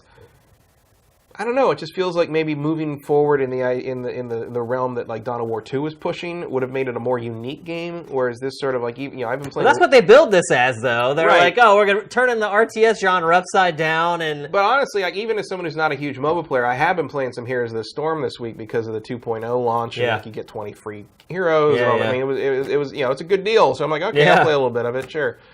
And like, just playing this game kind of made me want to go play that. Play Heroes of the Storm instead because Heroes of the Storm is just a much more. It just feels like it knows what it is more. You know? Like this one feels like it's trying to bring in these elements, it's trying to bring in these elements, but it's also still trying to be Dawn of War. And it's just like I don't know if this is all gelling together properly. Very rare that taking half measures results in success. Like a Warhammer 40k MOBA is a totally valid idea. Sounds like a really good idea. But like. Especially because you've got so many different characters, and like it's too bad. Also, kind of too bad the elite characters are things you have to bring in, and then you still have to micromanage your other soldiers because the heroes are way more fun. The elite units are way more fun to play as. Just like, are you saying you would be happier if your units were just like creeps and just automatically march towards the base? And like in that game mode, I think it would work better. Interesting. And in and also they also must know it to some degree because in the campaign. The emphasis is on playing as the heroes, at least so far. Oh, okay. I'm only through two levels, 2 main missions, and the prologue stuff. But like, so the one thing I will say is, I've played most of my exposure to Warhammer 40k is through the Dawn of War series. Yeah, I think most people would probably say that. And it's I like them. But I'm so sick of orcs. I can't. I mean, orcs are the not most just in boring, Dawn of War. It's but everything. Just fantasy in general. But particularly these, because like the orcs are kind of a useful one-note cannon fodder, like thing. For like it's just like they're useful for getting used to like whatever game early on because they're just mindless shock troops, and you're like any video game enemy, and you feel no guilt, right? But I'm so tired of slogging through the early parts of Warhammer games where you're just like, okay, I got to kill orcs for 4 hours, and then finally someone else from the Eldar will show up, or the Chaos Space Marines will show up, and like thankfully on this one, the campaign jumps between races very quick. So first level is Space Marines, second level you're orcs. Yeah, and while I don't enjoy fighting the orcs, I do enjoy being the orcs more than fighting because at least they're different from the Space Marines. Right. It's a different situation and it's a different strategic challenge. So while I kind of miss I certainly miss the Dawn of War 2 style sort of RPG-ish thing, and I really miss Dark Crusade is my favorite Dawn of War game expansion. I think that's a pretty common opinion. I put like well over 100 hours into that game playing the Conquer the Map mode, which is fantastic, and I've loved that mode since Rise of Nations, which is probably still my favorite RTS. So I miss that element of it, but like if you're going to force me to play through what is so far a pretty standard RTS campaign, jumping around early on is a good idea because I was worried I was going to have to play Space Marines killing orcs for like 5 levels until the Eldar showed up and told me the real story because that's sort of what happens in the other games to some degree. But like so the variety there is good in terms. I mean, they've only got 3 races at this point. I'm kind of hope if they expand the hell out of this, I'm hope they get enough races in it that they can do that conquer the world mode for me again. I'm sure they won't because that doesn't seem to be what they're interested in here. They want to make it a multiplayer game. It's always online. That's how they make money. You log into your Relic account. They want you to buy new elites, and each elite has like some kind of special like modifier thing. Can you unlock them just through play? I think so. I think for a game that costs real money, you should be able to unlock. I think you can. I mean, look, you may have been able to pick up that I really don't intend to play the multiplayer that much, in part because of that. But it's like it's the same thing as Company of Heroes 2, where it's like. Obviously with a in-game money system seems to be more applied to it, but like it's like Company of Heroes, you can buy new commanders and you apply different commanders to your team. It's basically the same thing, except with giant men in power armor wielding hammers the size of a car. You know, so how is the plot and the storytelling? It's fine. I mean, it's standard Warhammer. It's a bunch of, so far it's a bunch of Space Marines screaming for the Emperor and Inquisitors getting angry that it's still the Blood Ravens, which is the squad, the Space Marine squad that's been sort of the heroes of the heroes is a very loose word with anyone in the Warhammer 40K world. Universe, yeah. But they're the protagonists more or less. You still got Gabriel is the main first hero they teach you, who's been the leader of the Blood Ravens for a while. It kind of reminds me of Geralt in the sense, like, man, the voice actor I bet he didn't know how long-term this gig was going to be when he first took that job. But he's glad it did.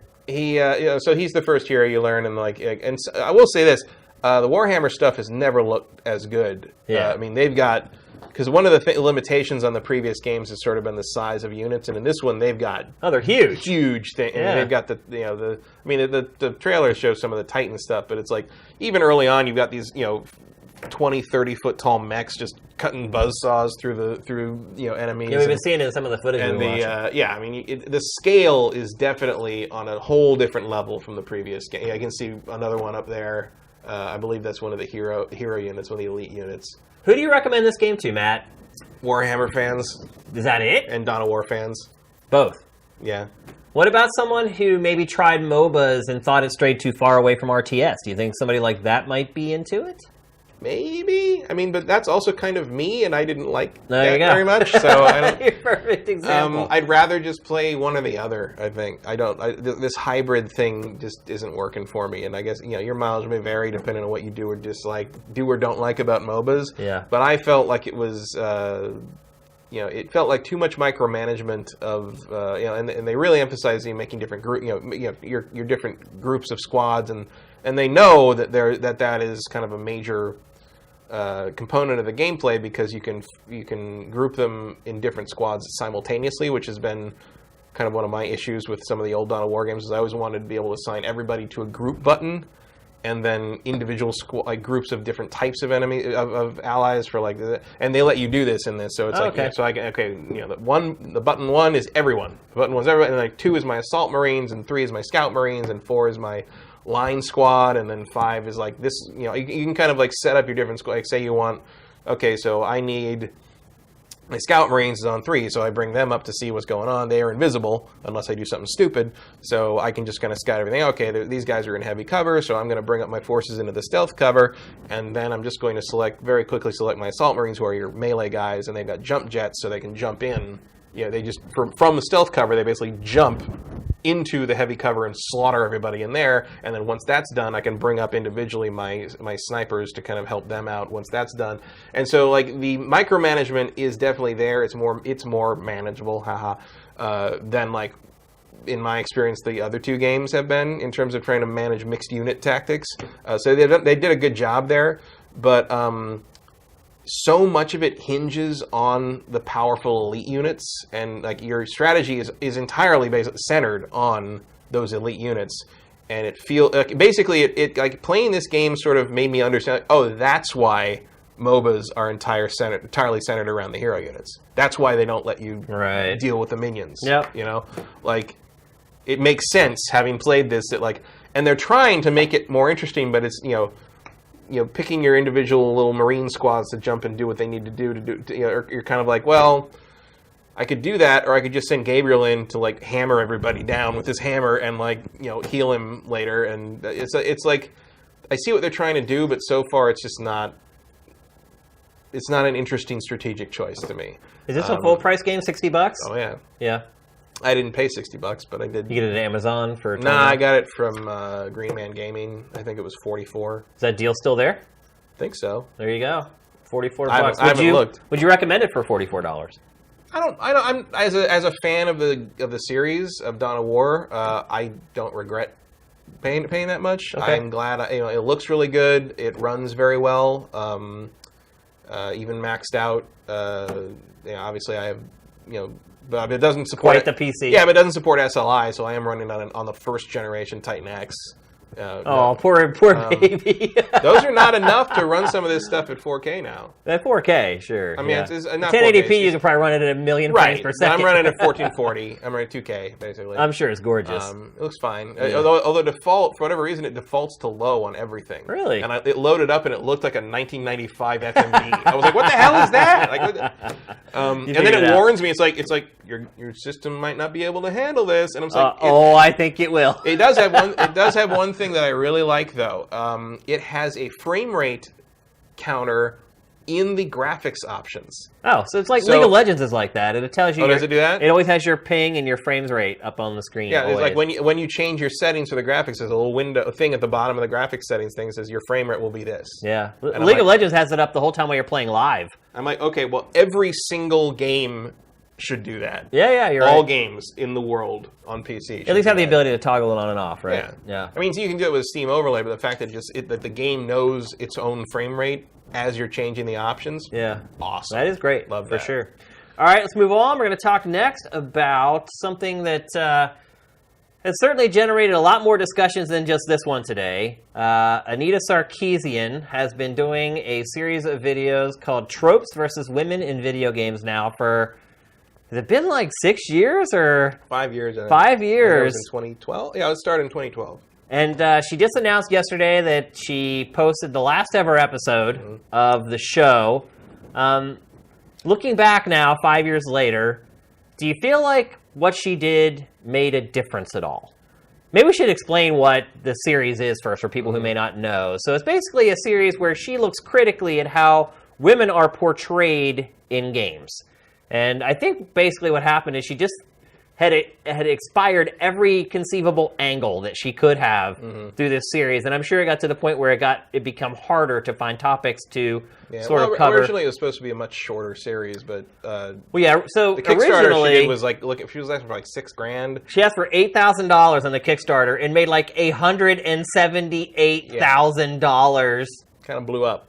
Yeah, and her videos, I mean, one of those things where it's like, oh, those stretch goals were. Yeah. You wonder how many times that happens with some of those Kickstarters that really explode. Or like, how many of those stretch goals did you put down and you never thought you'd ever have to worry about them again? Right. Yeah. And whoops. Yeah. Well, I mean, she just now you have to put multiplayer in your RPG. Right. That you didn't want to put in your RPG at all. But she went from, hey, I'm pissed off about this. Give me a couple grand so I can make some shows about it. Most people would just make the shows. They wouldn't ask for money to do it. But so she asked for money, a little bit of money, just $8,000, and just literally makes what would be for a lot of people 4 years of salary, working a crappy job, just like that.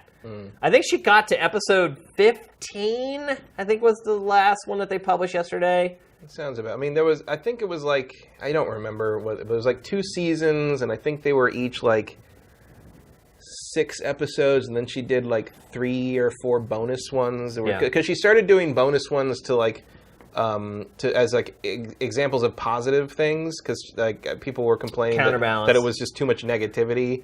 The show's views have. Yeah, well, I mean, plummeted. I actually backed it. Oh, really? On Kickstarter, and I don't think I've watched the last 4 or 5. Yeah. Just because it's kind of this. Yeah, I get it. It's one note. It is. But I mean, but here's the thing, though. The industry is kind of one note. Like, it treats women that way. True. I mean, well, that's the thing is, like, and she gets complaints about, like, the context-free element. And a lot of her stuff that she's complaining about is context-free. Yeah. And, like, especially, I think, the Hitman stuff people didn't like. But, like, that's what a critical overview in the context of this kind of thing is. It's just, like, it's not really trying to give a value judgment of, like, it used it well, it used it badly, or it subverted it, or it used it to tell a story that criticizes it. It's just saying, this is an example of it popping up in a work. Right. Ideally, you're not trying to say it's good or bad, that it's in that work. You're just saying, it's here. Look at all these examples of it. Whether, I mean, you can take a negative trope or whatever you want to call it in a story and use that trope to illustrate why that trope sucks. And make it like a subversion of that. But that's not what she's after in this overview thing, which, I mean, what's the point? I don't know. I guess just to kind of like to show by kind of mass demonstration. She never did her shows that way, though. It wasn't just her pointing out, hey, here's an example of it, here's an example of it. It was very opinionated. And And it seemed like it was very polarizing, divisive, whatever word you want to use. And a lot of people were angry that she asked for so little money, got so much money, but then didn't seem to put that money into the actual production of the videos. Wasn't there a thing where she a lot was of people like, have using accused YouTube footage? Right. A lot of people have accused her basically of making $200,000 on the Kickstarter and then putting like $10,000 into the show and then keeping the rest of the money. Well, that's a pretty serious accusation, so someone would probably want to prove that before saying that. Yeah, I think you could watch her production and see that it's not that far off base. I think her production costs more than $10,000. I mean, her graphics package probably cost $5,000. Yeah, but she's also paying herself and her crew, and there's a location they have. I mean, obviously some of that money probably went to securing the future of her company. Feminist Frequency? Feminist Frequency, yeah. Yeah. It got them better facilities, it got them better equipment, it got them, a bunch of stuff to make something that looked a little more professional, I suppose, or at least beyond what I don't know what they were doing before that. I'd never heard of it before. Yeah, I hadn't either. And again, a whole lot of that money goes to Kickstarter takes a share, backer stuff, rewards go out and takes a share, but like. Yeah, I mean, and you get that from everything, from all Kickstarter stuff that blows up like that. I mean, it doesn't matter how good Star Citizen is. Chris Roberts will always be suspected of being a clone who lives in Aruba. Yeah, it's just Yeah. I think for those of us who don't get to run super exciting, successful Kickstarters, it just looks like someone won the lottery. Yeah, and then gets to work on their own terms for years. It's been, it's been 5 years. Yeah, I guess if you look at it that way, if she doled out that money across 5 years, that's not YouTube revenue and blah blah blah. Somewhat, but it's also like that's not that much. I mean, I don't know how many views are those YouTube videos pulling. I mean, the latest ones are only getting like 16, 25,000 views. Yeah, that's not enough to make. I mean, maybe you could buy lunch for the crew or something. Right. Well, I think the idea that people thought was that there would be like 15 episodes in like a year. Right. I think that was the idea. But that's true of every. I mean, it's like here we are 5 years later. I've backed a few things like this. Most of them gaming related, and like there's a couple of them they're still not done. I mean, there's some of the valid excuses. Like I backed it was basically a column by some guys who'd done a column I liked before, and I backed it, and they were supposed to do I think 12 or 13 of them. That was in 2011. They're on like 7 right now. And part of it's because one of the guys got cancer, so they had to take some time off. Well, that's a valid excuse, yeah. But it's still like, you're talking about a column that used to run monthly. And now it's got the money. 6 years in. I don't think it's got the money so much as like, a lot of this stuff is not anyone's primary job. Yeah. The ones the Kickstarters that come out, even with some delays, the Kickstarters that come out really on time. You actually know what the Kickstarters that have been most reliable?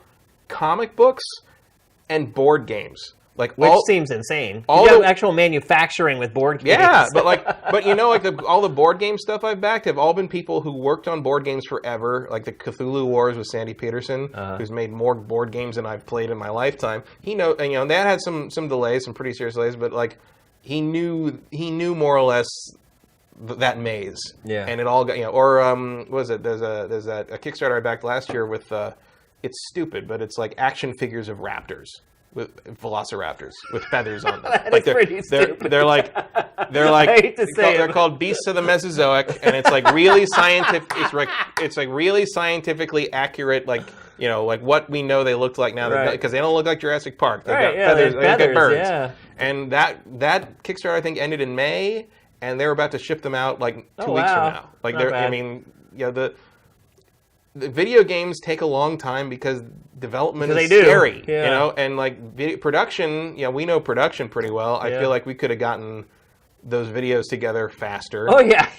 I could have hit that 15 mark in like 2 months or 3 months. But it's like, I don't think, from what I understand, she was not much of a gamer beforehand. I think that's become blatantly obvious across the course of the series. Yeah. But one way or the other, had to gather everything, do the research, and get the footage. Eventually, get the footage after she stopped taking it from other YouTube people, which I understand was a problem early on. Yeah. I'm trying to imagine me like, okay, I'm going to do a 15-episode video series on backgammon. Right.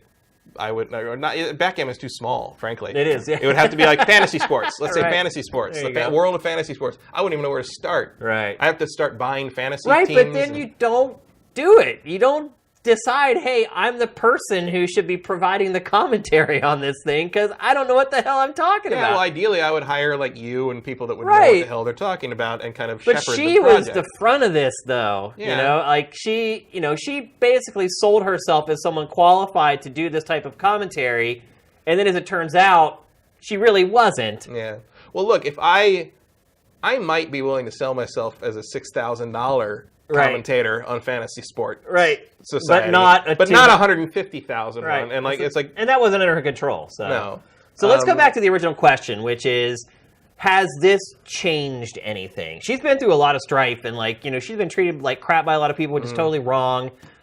Even if you have valid criticisms of somebody, it's all about the tact and the approach, and the way that they've attacked her and kind of gone after her isn't right. It's not her fault, like you said, that she asked for $8,000 or whatever and got way more. That you should blame the people who backed her. It should blame you. Really. That's not her fault. I didn't know my $25 were gonna go that big. Right. The ultimate question is did it work? Did she change people's minds? Did she change how games are developed? Did she change how developers look at their projects when they're just first getting started on them? I don't know if she did. I don't know if her videos did, but I do. But think, is she a part of a groundswell? I think at least? so. I mean, I think that is a conversation that's had not just more often, but more intelligently now. And you're starting to see more. Actually, I think it's getting better to the point that like BioWare games look silly in comparison. Yeah. Whereas it used to be like, oh, that game, BioWare game so progressive. That elf is bisexual. It's Right. like, and now it's just like, oh, that's just kind of cartoony. It's like there's no nuance to that portrayal, and like the people are starting to think about it more. I think it's had more impact on indie games, and kind of the Gone Homes of the world maybe. How do we explain the whole Gamergate thing in the context of this, though? Because Gamergate happened after. Yeah, in the wake of. Do you think it was a response to her? In part. I think in part it's, So in some ways, could it have made things worse? Well, things are always going to get worse in that regard before they get better when you're trying to have, when you're criticizing something that people have a very strong identity with. Yeah. They're going to and react have accepted badly. that it's just a certain way. Yeah, they're going to react badly because they think you're trying to take it away from them. Right. And that's, the conflict goes on to this day. I mean, it's going to always be there to some degree, as long as you got people screaming about SJWs ruining everything and people freaking out about, things that are offensive to, basically things that are offensive to groups of people that other groups of people don't have to worry about. Yeah. It's like, it's easy for someone to say, who cares if the trans character in Marvel versus Capcom in Mass Effect Andromeda is not a proper or sensitive or intelligent portrayal of a trans person, when you're not trans and you never have to worry about Right. that. It's very easy to sit there and pass judgment. Yeah. And but if you are that trans person playing that game and you see that, and that's one of your few moments in gaming to be represented in a game, and that's what you see, and that's what you see these people think of you as, and it's not like that character was portrayed badly, but it's just like they're behaving in a way that no trans person ever would. Right. And so the fact that it felt like very little care was put into that, and I totally understand what that means, and for me, as someone who has always been represented in video games, and in all mass media entertainment, I'm a straight white cisgender male. If people freak out about I can't identify with this female protagonist, which I think is silly, but so do I. But if I say hypothetically can't, I guess I'll just go play one of the other 99% of entertainment products that are made just for me. It's like, so it's no skin off my back, It's like I don't see why, as someone who has found refuge in this medium so often in his life, why wouldn't I want that for as many people as possible? Well, we're seeing it, just that game we talked about last week on the show, Code Vein. People are freaking out because the new Dark Souls stars a female character. I don't get it. All my Dark Souls games have starred female characters. Right. Yeah. That's why I always pick the girl. Yeah, I think they're worried that you won't have the flexibility to create your own characters and stuff the way you have in the past. Although I think that's it definitely unwarranted. looks like the characters in Code Vein are they're characters right. that developer has made and are going to be what the story is about. It's not going to be. I mean, there's no way in hell Code Vein is going to be a 1-to-1 Dark Souls analog. Yeah. It's clearly going to be sort of God Eater with some Dark Souls sensibilities applied. And I think it's a mistake, like you said before. I think it's a mistake for Bandai Namco to continually position it as sort of the next Dark Souls thing. Which, if you're saying "Prepare to Die" as your tagline, that's what you're doing. Prepare to dine. Dine. Okay. She's a vampire, get it? Right. I get it. Yeah. So let's pass some judgment on this. Has she made a difference with this series? First of all, I just want to say I admire her. I feel like she did a pretty good job on the series. I watched the first few. I kind of fell off after a while because I agree with you. It was kind of one note. I felt like after you watched a few episodes, you kind of got it. And I kind of knew what was going on anyway. I'm like you. I'm a straight white male. Every game's pretty much made for me. There's more than enough games I could ever play with the amount of time and money that I have at my disposal. I don't care if a few games here and there. I don't care if all games have female protagonists, to be perfectly honest with you. It doesn't bother me at all. But there's a lot of people that do, obviously, as I just mentioned with Code Vein. Do you think it's changed anyone's minds? Any of those minds? I don't know. I don't know if we can say that without some actual data to back it up. I'd like to think so. Yeah. But it's like, to some degree, some days I feel like it did. Some days I feel like it didn't. Some days I feel like it just polarized everybody more. Yeah. But I mean, I think someone had to. Yeah. And I admire her for being that person that stood up and did it. She ended up being a punching bag in a lot of ways. Absolutely. Yeah. In a lot of ways that were not deserved, and a lot of ways that were very silly and juvenile in the way that people approached what this was. And even if I don't agree with all of her criticisms of the game, I think she's guilty of a little trolling here and there as well. I think once she started to figure out what really got people worked up, that she kind of started working that groove a little bit. And maybe, I'm not saying she asked for, I think she wanted more people to watch the show. Yeah. And I think maybe, who doesn't? Right, and I think maybe her techniques to do that were a little off kilter maybe, but there's people who need to see it, though. Yeah. Like, even if they watch a minute of it and they're like, this is garbage and screw you, and they close it out, at least there was that minute. Yeah. Where they heard the other perspective. I just feel like there's a lot of, a lot of people that probably needed to hear that are not the people who would have watched it at all in the first place. Yeah.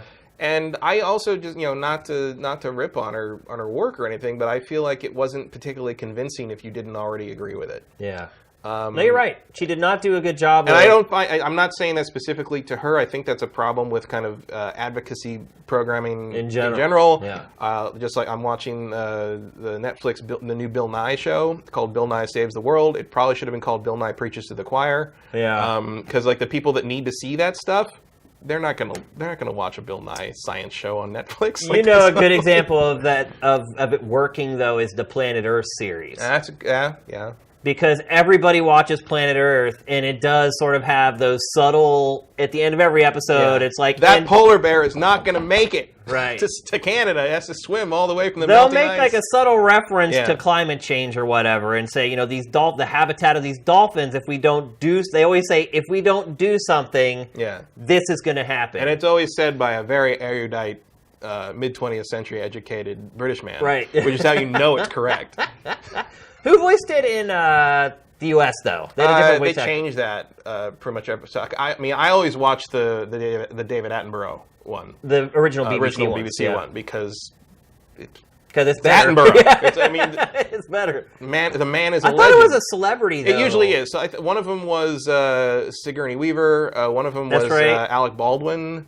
One of them was. Didn't the star of Titanic? What's his name again?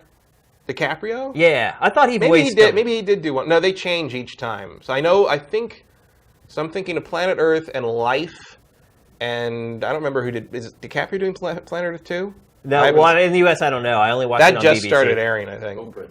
Oprah did one. That's right. Yeah. The one I thought was best in terms of if I can't listen to the Attenborough one, I will listen to the Sigourney Weaver one because she's pretty good at it. But that's sort of an example of doing it in a more subtle way. Yeah, well, also because you've got these amazing visuals backing up the, you know, Yeah, you have the proof whatever right you there on think screen. about climate change, there's that polar bear struggling to stay on that tiny little ice floe, and you're No, like, you're right. "Ooh," Yeah, like, you're right. yeah, it's a very visceral thing. It also gives us something to watch on our 4K TVs. Yeah. So, a so good point. everybody wins. Until we can no longer power those 4K TVs because we're out of energy. There we go. We'll just burn more coal. It's the American way. Yep. So Anita, look, I admire you. You didn't have to do it, but you did. And even after people were You attacking, didn't have to watch this show. I'm surprised you're watching the show. Yeah, she'll probably never see this anyway. But I do admire her guile and her guts. Even if her motives weren't 1,000% pure, who knows? I don't know her personally. But I think I met her once. But I think you're right. Somebody has to do it. You know, somebody has to at least present these sort of conflicting ideas to people who are very well dug in their positions. And maybe you never change them at all, but at least they heard that other perspective, at least wants to know that it exists. Yeah, and I think, you know, even if she didn't change a lot of minds in the fandom community, it sounds like she got the conversation, and she and other people who were at around the same time in terms of that groundswell you mentioned, I think they got the industry talking about it. Yeah. The developers and publishers talking about it, and taking a little, if not going directly, you know, I think the pandering accusation is generally mislabeled, misapplied to things, but like when it's really just more being inclusive. But the fact that like people are taking a little more care in terms of how they build their games with an eye to that stuff, I think is nothing but a positive thing for the industry and the medium in general. All right, let's move along. Next, we're going to talk about an announcement that just came out today. Nintendo announced today that once again, it is not doing an E3 press conference. Shocker. How many years in a row is this now? 3? 4? The last one was the Wii U announcement, because I remember it ended with That is the last Nintendo Land fireworks stuff, and then Yep. Adam and I argued over the headset over whether the Wii U was a new system or not, because we weren't sure, because that's how good that press conference was. Yeah. I think it's worked out for Nintendo over the last couple Yeah, I of mean, years. they're much better at pre-produced stuff than they are at live, and I think we saw that again with the January Switch presentation. But I feel like it worked because the Wii U was sort of this strange product for Nintendo that wasn't doing well. And it's almost like it's better sometimes when you're not doing well to kind of stay on the down low. Mm-hmm. Because it seems like the bigger deal you make out of yourself when you're not doing well, the more likely you are to garner criticism. And it's like, if Nintendo had a big press conference at E3 while the Wii U was tanking, what happens? All those big mainstream publications, Yahoo, USA Today, they go back and they write this horrible piece about how Nintendo had an E3 press conference and spent all this money and got all these people together to show us nothing. Right. Where are the Wii U games? Blah, blah. It's bad press. Yeah. And the directs, it's like, we watch all that stuff. The enthusiast press watches it. Their fans watch it, but the mainstream journalists really don't. So it's almost like a little safe haven doing the directs. But things have changed, Matt. Nintendo now has the Switch on its hands, which it says is its most successful console ever. Well, Still sold. I know.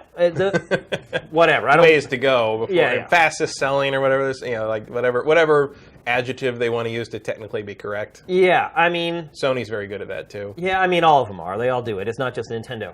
But I don't feel like now this is where you want to be, like doing this little clubhouse thing for your fans and like hardcore journalists. No, I think you're still in that realm right now. Really? I don't think the push starts until fall. Not until you're trying to get people to buy this thing for Christmas. And in terms of like mainstream coverage, like I don't see where you're getting that one way or the other from an E3 press conference. Really? Not with this, and it also makes me wonder what they got. You know what I mean? They might know that they don't want to deal with the hassle of a live. It's also much cheaper. I mean, if you know you're going to need that mainstream push, fine. But it's like I feel like they're going to get how many more million do you think they're going to get out into the product channels by the end of the year? And I still think they're not going to run out of Nintendo fans that are just going to auto buy this thing by the end of the year. I mean, they come into stores, they all sell out. Right. It's still going that way. They don't need to yet. And I just don't, the immense cost of doing a live event at E3, like I just don't think they find it worth it yet. Well, I don't know if you remember, there was a couple of years where Nintendo kind of shrunk it down. And instead of having it in that huge hall at LA Live, They did it in that little concert venue that has like a bar in it.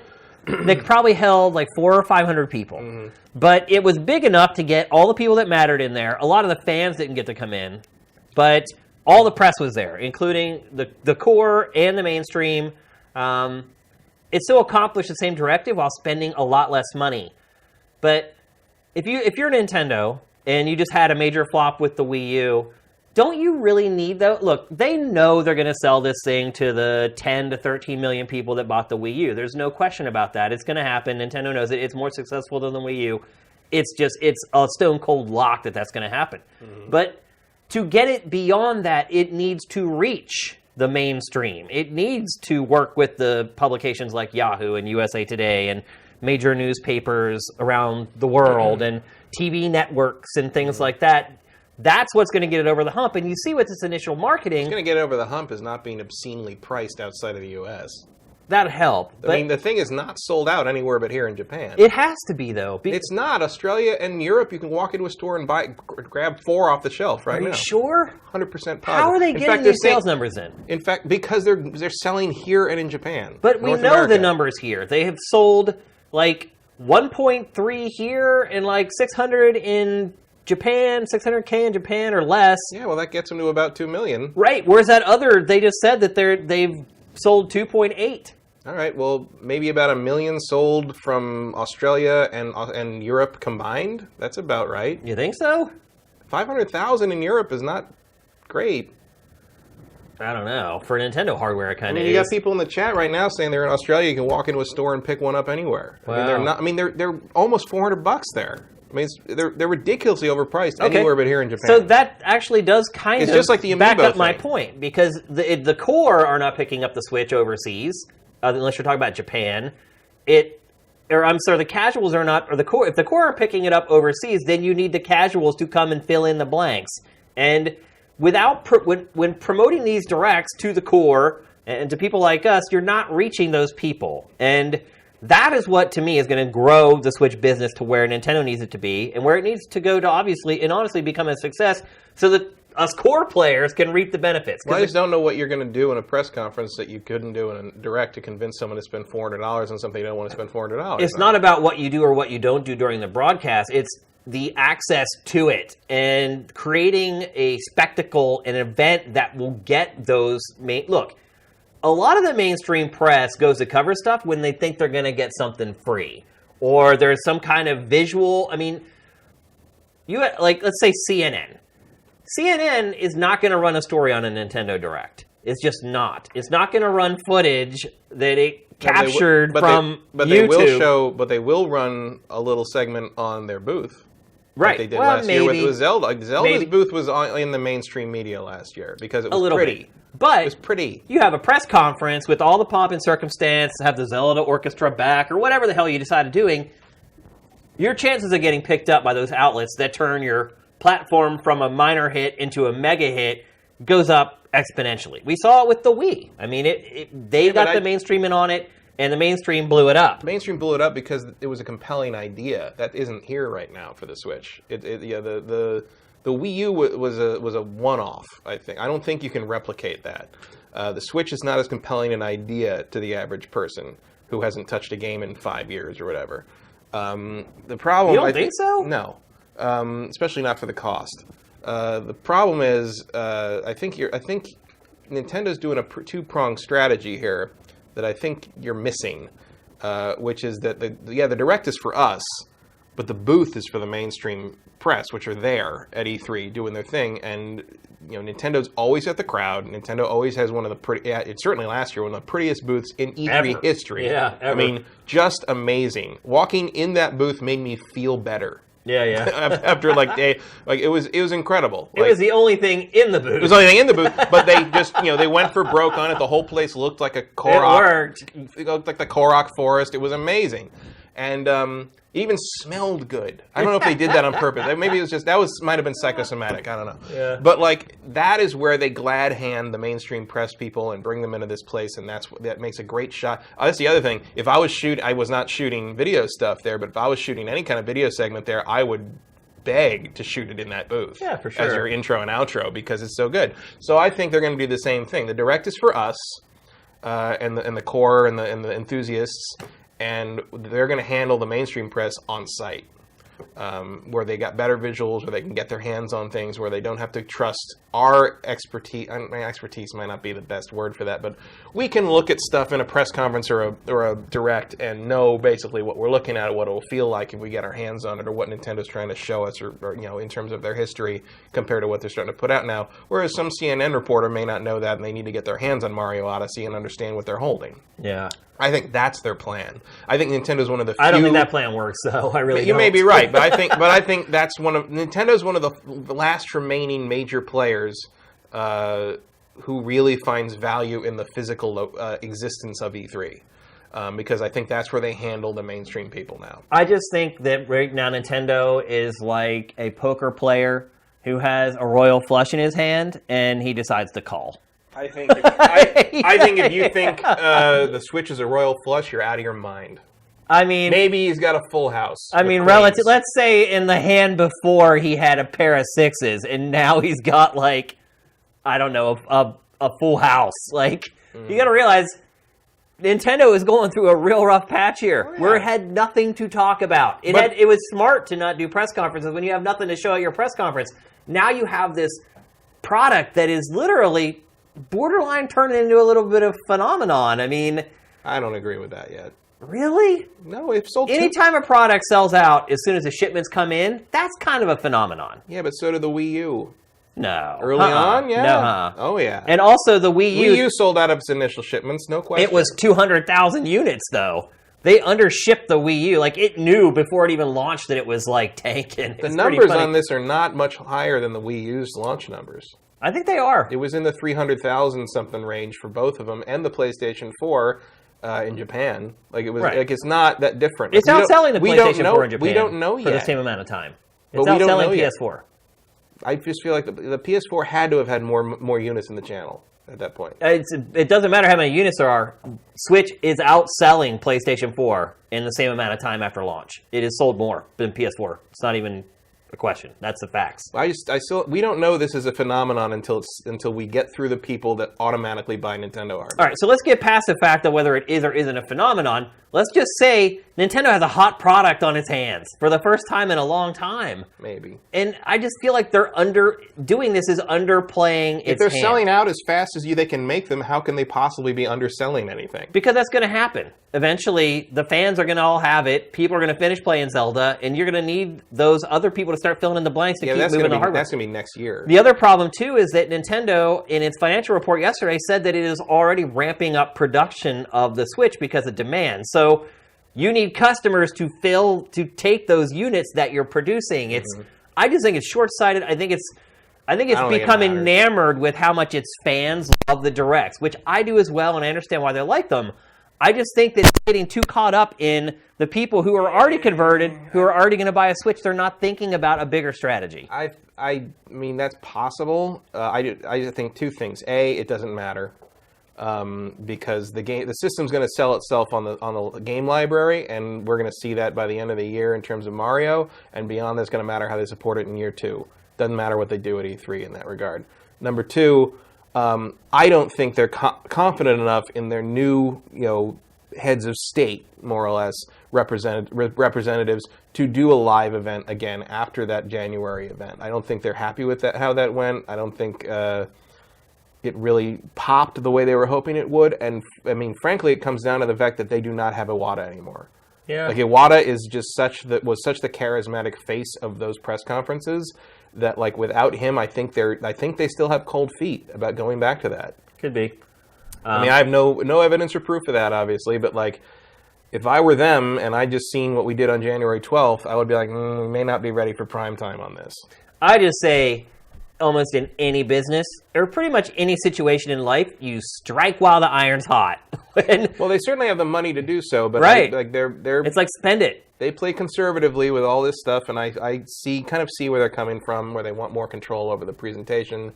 They don't want Suda51 to get up there and ramble about what kind of whether the weird stuff he's not working on or is working on. Like, I can see after January 12th why they would want more control and more fine tuning of the message for this. and they'll kind of rely on the booth and the in-person stuff and Reggie himself, because Reggie is an excellent in-person glad-hander with these guys. I'm sure he'll take care of all that. And everybody loves going to see Reggie, so I'm sure that everybody knows that. They've got their beats. It'll be fine. I also think E3 is too far out in terms of when they really need to push the Switch. I think you're going to see the Switch push is going to come on what they can advertise on television 3 weeks out from Mario Odyssey. It's going to be like a movie launch, just like you haven't seen any real marketing for Wonder Woman yet. They need the mainstream audience is not going to be aware of this system until the Christmas rush starts to get pushed on TV, until they start advertising Mario Odyssey on the NFL games or basketball games or whatever. It's not. Switch is getting marketed after yin yang. It's gonna I have see commercials every time. I hardly even watch TV, but all I see is Switch commercials. Really? Yeah. I've never seen a Switch commercial. Wow. I actually do leave TV on in the background. Wow. I see them all the time, constantly in sports. Live sports, NHL games, NBA games. Well, that's what they need to do. Yeah. Like they need to keep that. That's the visibility they need. And once they got a new Mario game to push this fall, like that's your killing strike. And I mean, I don't know. That's the thing is like the other element of it is like they're still going to be having trouble keeping those things on the shelves because the Nintendo fans want those systems. They still want. I don't think they've met that demand yet. No, they haven't. So I mean, until they hit 10 million, they won't have. So the other thing you got to worry about is like, okay, you want this to be the hot item, but you don't want to, don't want another NES Classic situation where the people who like just see it and are like, oh, I like that, can't get one and get. I mean, to be fair, they don't usually blame Nintendo; they blame Best Buy. Yeah. They think the retailer is hiding them somewhere or something. It's just like, if believe me, if Best Buy could sell you an NES Classic, they would. If they could sell you a Switch, they would. Yeah. But they're gonna, that's the other thing is like, you have that balance between being the hot Christmas item and being the thing everybody's pissed off about because they can't get one. Right. Which kind of happened with the N64, and in classic times happened with Mario 2. Yeah, you're right. Super Mario Brothers 2, yeah. There was a EEPROM, I think it was, chip shortage, because no one had made those chips in great numbers because the game industry had crashed, and all of a sudden they needed millions of these things. They couldn't get enough, and they missed demand by something like 80% for Christmas 1988. Yeah. It was, if you look at 1989 video game magazines, it's all they talk about in the lead up to Christmas that year is Nintendo promises there will be enough copies of things this year. Yeah. Because also people forget like how many like Sega published everything for their system. There were no third-party publishers. You're right, there weren't. Yeah. They did. And so if that meant if they couldn't get all the chips, they couldn't make the games, and you didn't get Phantasy Star for Christmas. Yeah. And it was a different world, but like you have to avoid that. Consumers didn't trust that. When Super Mario Brothers 3 was about to come out, I was like, well, are we even gonna be able to get it? And of course you could because there was plenty of them. People are still that way with Nintendo products. Yeah, but Nintendo has had a problem with that. That time it wasn't their fault. I mean, that was a chip shortage. But Nintendo stuff can get so rabidly needed by the consumer base that it can backfire on them a little bit and make people mad at them. And I think you're seeing that a little bit with the NES Classic, but everybody's too busy playing Breath of the Wild to really care. All right, let's move on. We're going to talk next about what remains of Edith Finch. I have to say, the walking simulator is a genre. When we first launched GameFace, it was like every other week there was a new one. Mm-hmm. I feel like there was, I don't know if there was a backlash, but there's certainly been a lull in the genre for quite some time now. I think part of it is like, This game was supposed to come out back then, by the way. It's been in development for forever. The Unfinished Swan guys. Yeah. And that Great was game. A long time ago. That was a long time ago. Great game, though, by the way. Yeah, what was that? Was that 2011?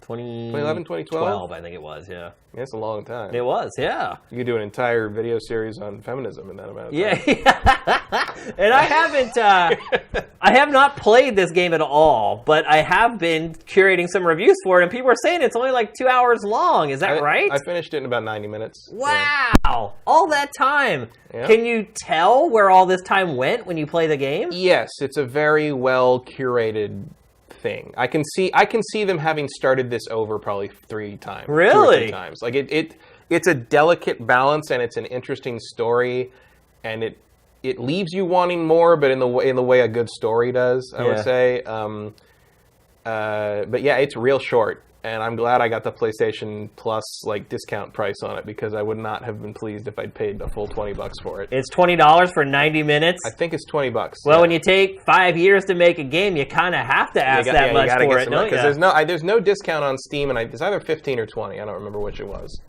So what's the story? What's the plot behind the game? So you play a girl named Edith Finch.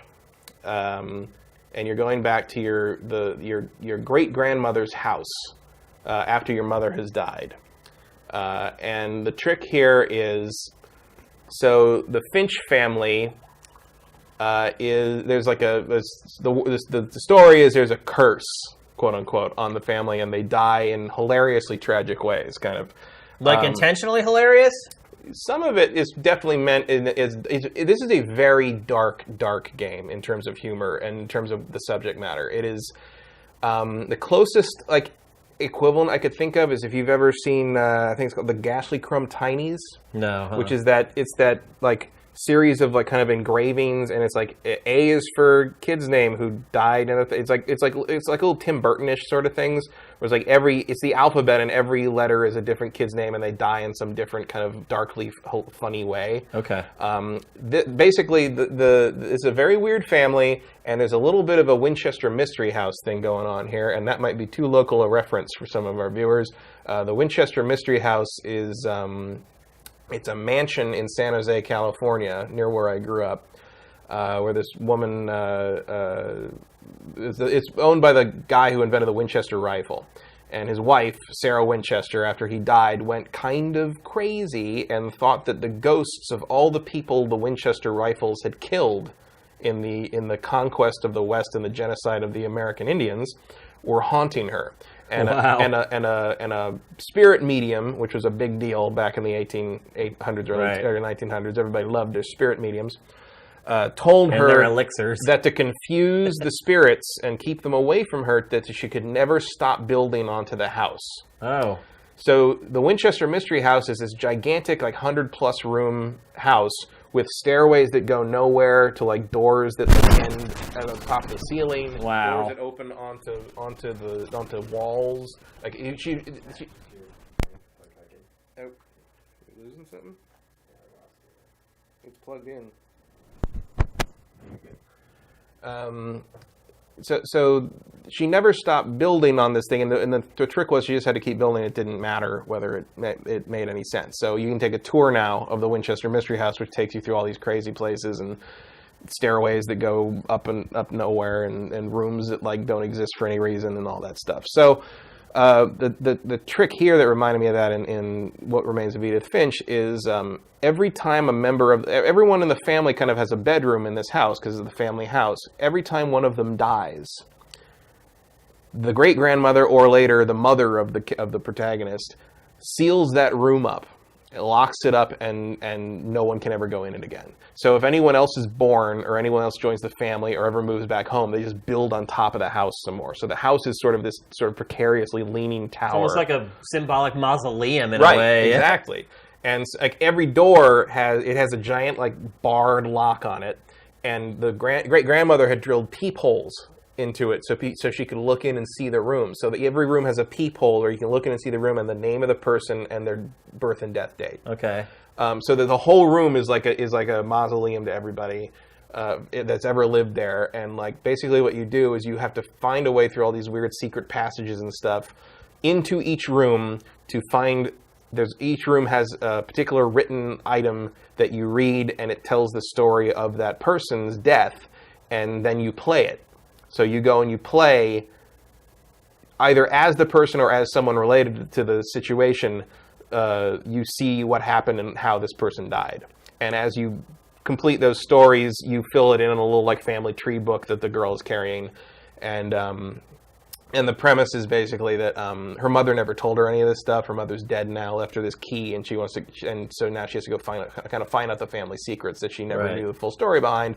And if you look down as the character, you see that you're pregnant. Oh, okay. So presumably she's doing this to, as a record for her future child, so they'll know where they come from. And it goes all the way back to like the great grandparents who came over here on from Finland on the guy put his whole house on a boat and sailed here and got wrecked in a storm off the coast of Seattle. And so surprise. So they settled on this island off the coast of Washington, and you can see the sunken house in the ocean, like a mile out. And it's very, it is a walking simulator in its purest form. As you can see, you're literally just walking everywhere. The text it's all narrated by the girl and various other characters, and you see the text pops up in the environment. A lot of that is very clever. Sometimes you'll walk through text and it'll all fall on the ground and bounce around and stuff, and you can see the text reflected in mirrors, and like it's very highly integrared into. That's a little weird, don't you think? Oh yeah, but the whole game is weird. I mean, if you like Tim Burton or kind of I would say like a Roald Dahl kind of thing, like that. I really can't emphasize how dark this game is. Is there any objective to it? The objective is to find out the story. Okay. And so, basically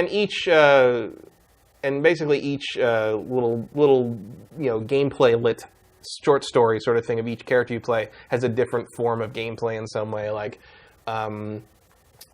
I think this is the. So there's actual gameplay in the game. Somewhat. I mean, not to the degree that you'd call it that, really, if it was in another game, right. I guess. But so this is like this. You're just grasping at straws when you're talking about walking simulators. So this gets you, I think, into the little girl's room, Molly, and that's the first one you play, and in it she's talking about she's written down in her diary what happened right before she died, and basically she becomes a bunch of different animals, and you run around as a cat trying to chase a bird, and then you turn into an owl, and you have to dive down and catch rabbits and eat them. I should actually to say, I don't know if I've ever seen more graphic animal violence in a video game. Like I mean, when you catch the rabbit, you actually see the owl like eat it on screen. And like that's what took all 5 years. And there's a whole scene, and then you become a shark, and you have to like chase down a seal, and you like chase the seal's blood trail. I mean, so we just saw the room with the shark. So is each one of these little gameplay sequences associated with the room in the house? Yes. Okay. So it's whoever was living in that room, and some of the deaths are like funny. Some of them, and one of them is presented as like a Tales from the Crypt style comic book, and one of them is presented as. You see it entirely, it's told by her looking at snapshots, and so you see it entirely through the point of view of the camera when it happens in the game. It seems like a lot to get through in 90 minutes. It's very, like each like little gameplay sequence is like it's almost a Mario Party mini game. Okay, got it. It's like maybe a minute, 2 minutes long. Okay. Depending on whether you can figure out what you need to do, and what you need to do is usually pretty straightforward. It's and so like the story is definitely interesting, and I liked it, and it had a lot of weird connections with me. Like early on, the mother's like beloved cat is a calico, which was my cat, and the cat is named Molly, which is my sister's name. And they have a pet cemetery where they have all the pets that the family's ever had, and one of the biggest tombstones is Bailey, which was my mom's favorite cat that she lost last year. And there's another thing at the very end, which also has a direct connection to me, which I thought was extremely eerie, which I won't talk about because it's too connected to the ending. Right.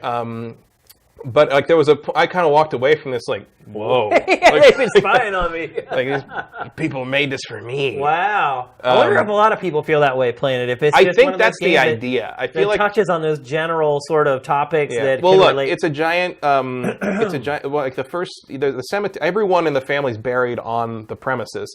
And before you get to the human cemetery, there's the pet cemetery. And the pet cemetery is like 30-some little tombstones of various things. And if you've ever had, and every tombstone has a little picture of whatever kind of animal it was. If you've ever had a pet of any kind, there is an equivalent pet in this cemetery, and they all have different names. And like, so whatever you've had, whatever animal you've loved is probably in that cemetery somewhere, and it's going to get you.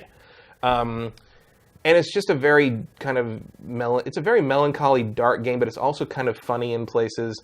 There's another great, and there's a lot of it. The flashback or gameplay sequences are actually really inventive in places. There's a whole. It's later in the game, but there's a whole thing. Not surprising considering this team made the Unfinished Swan. There's a later thing where like your character that you're playing as he's basically got a job in a fish cannery, and his whole job is to bring the fish over, have a little automatic blade cut the head of the fish off, and then he throws the fish on a conveyor belt. So you're using the right stick to move the fish and grab the fish and do that, grab the fish and do that. And then on this side, it's showing what he's imagining while he's doing this. And what he's imagining is going through like an RPG, like an isometric RPG, like running through a maze and those, and you control that with the left stick. No way. So you have to like move the fish with the right stick and control an RPG with the left stick. What? And sometimes you have to, like, things in the RPG won't happen until you cut the head off a fish. And it's all like mixed together, and it's really inventive. Like, it's very visually inventive, both in terms of like kind of the surreal stuff that they use in some of the stories they tell, and also just the design of everything around you. Is this the bird hunting the rabbit here? Yes, this is the owl. So like it is. How much is it selling for? I want to say it's $19.99. Yeah. So I wouldn't really necessarily jump on that for that amount of money, unless you Does this feel like sort of the next level of the walking simulator, though? I mean. Or does it just feel like another one with a different story? Yeah, here you go. Like, this is, if you don't want to see this, I don't blame you. But it's just like, oh, we're going to swallow this rabbit. Okay. And there's a lot of stuff like this. I mean, this game is mostly about death. That's what it seems, and how we see ourselves in death, and how we memorialize the past in death, and whether that's a good thing or whether that means anything. A lot of what happens in it doesn't make a lot of logical sense. Like, you're back at this house after for like 5 years or something, and everything's still fine. Like, no one's stolen anything. Nothing's dusty. I was like, but that's not the point. Like, you're practically going. The house pretty much represents your memories of everyone you ever grew up around, or everyone who's ever made you who you are. Right. And it's effective in what it does with that. It's like I'm glad I played it. I still would probably tell you to wait till it's like $10. $10. That's what it sounds like to me. But I like it a lot. It will definitely come up in when I'm thinking about my game of the year stuff. It's going to be probably one of the more memorably written games of the year, I think. Now there's a shark in the woods. Yeah, you got to roll down into the ocean. This is almost as funny as the bears from everything. Almost. Yeah, the sad thing is that's actually much better animated than everything could ever hope to be. Oh, for sure. Yeah. But, so you're saying wait till it gets down to $10? Wait till it gets down to $10. Or should you just watch somebody else play this on YouTube? I wouldn't do that. I don't think I've ever mentioned that on the show before, but I think the way it unfolds and kind of how you discover how the different mini games kind of work in the flashbacks is worth it. Okay. And also because yeah, it took them forever, and maybe there's no justification for how long it took considering how short the game is, but like, these people put some heart and soul into this thing, and that should be rewarded. All right.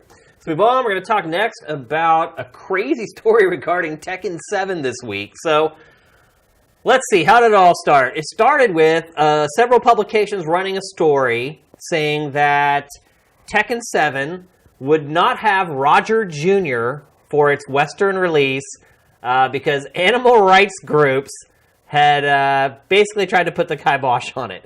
And for those of you who don't know, Roger Jr. is the boxing kangaroo that has appeared in countless Tekken games in the United States already. Then it comes out that it was all a joke, right? Yeah, well, I don't think anybody knows one way or the other necessarily, but I'm pretty sure. We still don't know if it's true. I'm pretty sure. I'm like 95% sure this is Harada fucking with us. Because Harada is a giant troll. And he doesn't say they complained about it. He says they took it out to avoid getting complaints about it from PETA.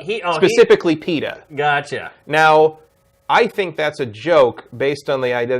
There's been a running gag going around with people waiting for Injustice 2 saying that Gorilla Grodd is going to be removed from it in tribute to Harambe. Oh. Because you can't depict a gorilla being beaten up because Harambe is our savior and all that stuff. So I think, and Harada pays attention to stuff like that, so I think this is him fucking with people.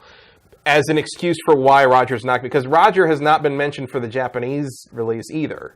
This could also be, knowing him, it could be a stealth announcement that Roger's in it. Well, right, isn't he always, though, like an unlockable character? Like, usually him and Alex. Yeah, usually he and Alex are unlockable. Alex is the Velociraptor who plays identically to Roger. The main reason I think this is a joke is because... I don't think they ever really announce Roger, do they, before the game comes out? Well, they announce all characters now. I mean, that's how you build hype for a fighting game now. Is you slowly announce each character. But when you have 50, does 51 matter? Well, if it's Roger, I mean, here's a way. Well, we're talking about Roger now, aren't we? We are, yeah. Because he said this, and the thing is, like, he's, people are like, well, why wouldn't you remove Kuma, the bear, for the same reason? Well, that was in the stories that the story that we curated said that Kuma's fine. Well, he said because bears are obviously stronger than humans, but so are kangaroos. Like, yeah, people really box kangaroos, by the way. Yeah, and but get their asses kicked by kangaroos. One kick from a kangaroo will kill you. It can. It certainly can. And like, also, if you're worried about actual violence coming from that, like, it's pretty hard to go find a kangaroo to punch in the United States, unless you're in Australia, and most Australians know better than that. Yeah. And here's the thing, like, because the other thing is, like, I think that's why I think he's taking the piss on this, because he doesn't say anyone said anything. He just says, oh, there was that video of the guy punching a kangaroo to save his dog, and everybody got very upset about it, so we're just going to keep Roger out of this to avoid any controversy, and from PETA. And the thing is, like, if you think that's serious, I feel like you're not thinking about how PETA thinks, because PETA is crazy. It is, and the Kuma is not going to be okay with them just that's awesome. Yeah. That like kick throw thing. The PETA's not going to be okay with Kuma just because bears are stronger than humans, because the way PETA would see that is, some stupid person's going to decide, I want to fight a bear. Yeah. So they're going to go into the wilderness, find a bear. The bear's bear's going to tear his face off with one swipe of his huge paw, and then someone's going to have to go in and kill that bear, because when a bear kills a human, we eliminate them. Matt, you're forgetting something very important here, and that's that PETA cares more about the animals than the human beings. I'm not forgetting that at all. That's my whole point. They want the humans to go into the woods and get killed by the bear. That's not because if a bear kills a person, we kill the bear. Oh, right. That's what they're like. They don't care what happens to the person that goes in and boxes the bear. Yeah. They care that after that person gets mauled to death, the bear gets killed. Yeah. Like, it doesn't, they probably even have the same complaint about Alex because they think people would go punch an alligator. Yeah. So let's get to the root of this story, because I don't want to spend a ton of time on it. It's kind of a fluffy, fun thing, but to me, no matter how you slice it, this was completely moronic for him to say anything like this or about this. Either case, it's not good. Either we have PETA freaking out over nothing, which they do all the time, or PETA hasn't said anything. This is not right. No one has said anything about this except Harada. Or you just have Harada trolling. Yes. Both of them are bad scenarios in my point of view. That's just how Harada rolls. I mean, that could be his entire mental explanation for why they didn't put Roger in, because no one cares about Roger. Yeah. Do you think it's good, though, to troll your fans? No. Like, ever? But, like, that's what... Like, he has a history on this. He does, but I think if you also look at the sales of Tekken over the last, 20 years, it's this steady decline to the bottom. True, but at the same time... Nobody cares about Tekken 7 on Sifted, by the way. Would we be talking about Tekken 7 right now if it wasn't for him saying this? Well, I mean, we've talked about Tekken 7 on the show before. Periodically, but, would it have been here today otherwise? Probably not, no. Well, I don't know. There was a new round of previews that did go up when all this happened. We wouldn't have been talking about Tekken 7 if it wasn't for this. Maybe. I don't know. Maybe if they actually announced the kangaroo was going to be in it. We wouldn't have talked about that. No. We'd assume that the kangaroo is going to be in it. We're talking about it because the kangaroo is being taken out, which has been in the game for 15, 20 years. But I think the kangaroo may not... Actually be taken out. Actually be taken out. And I think the kangaroo might be... This might be his way of saying the kangaroo's in there. But he's a secret. I don't understand. I mean, other than us talking about it, I think we're probably the only podcast this week that is talking about it. Well, that's the other thing is, the only site I've ever really heard of or read before that is actually reporting on this is PC Gamer, and I think that's because they don't know him well enough. Maybe. To know. And, I mean, multiple places, including NeoGAF, the thread on this got locked because they're like, this is obviously a joke. It's Harada being Harada. Shut up. And it's basically, I mean, his trolling, if this is trolling, totally worked because people instantly started screaming about PETA and SJWs and liberals and all this crap because they instantly believe that is exactly what's happening here, which says a lot more about the situation. You're right. The fact that it's so easy for people to believe that kind of indicates how little attention people tend to be paying. Like the idea that you would remove, I mean, it is, in some ways, it's the same reason... I mean, not PETA related, but it's like the same reason Tecmo gave for not bringing Dead or Alive Extreme 3 over here. We just don't want to deal with it. Right.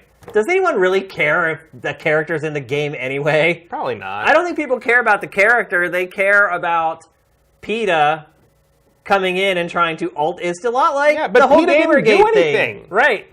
I know. Like, that's why it's a joke. But that's why this is so wrong, though, because either Harada's trolling his fans, or he's, like, trolling PETA. Either way, it's a dirty, low-down... Well, now PETA knows about it. Yeah, I'm sure. That's what I'm saying. Like, how? To me, it's completely irresponsible that he would do this. Like, maybe if PETA does complain about this game, that's national coverage. Well, how hilarious would it be now if PETA had nothing to do with this, Harada brings this crap up, and now PETA does go after him. And PETA can't do anything. They can complain and try to get other people to complain. But all that is free publicity. It is free publicity for the game, but that doesn't mean that it won't affect their development of the game and have to like try to take him out for the U.S. version. Take him out for that. There's PETA. No one cares what PETA says. Oh, they'll say that until there's like people hanging out outside a GameStop with like buckets of fake blood to throw on people as they walk out with their copy of Tekken 7. Well, okay, then they'll be arrested for assault, and that'll be the end of that. I mean, that happens all the time. They do it all the time. They're crazy, dude. PETA's crazy. Yeah. But, like, I don't know if they're that crazy. I don't know. I mean, it's like, I'll give it like a coin flip, 50-50, they would care one way or the other about an animal being a fighter in a fighting game. Like, because it's also, like you say, it's like, you'd think someone would have brought that up to them in the last, how many games? 15 years or however long he's been there. That's why, again, I think Harada's just joking. I'm not saying it's funny. Yeah, I'm not saying it's appropriate. Yeah. But I'm pretty sure I'm pretty sure he's trolling us. He's being a jerk. Yeah. In one way or another. There's no good, really, that comes out of this, other than him saying, I got Shane and Matt to talk about Tekken 7. Well, I mean, it is the first time I've given any thought to Tekken 7 in a few months. Yeah, for sure. All right, let's move on to our last topic of the show. We're going to talk about Outlast 2, a game that I was really excited to play. As you guys probably know, I'm a huge horror game fan. I'm a huge horror movie fan.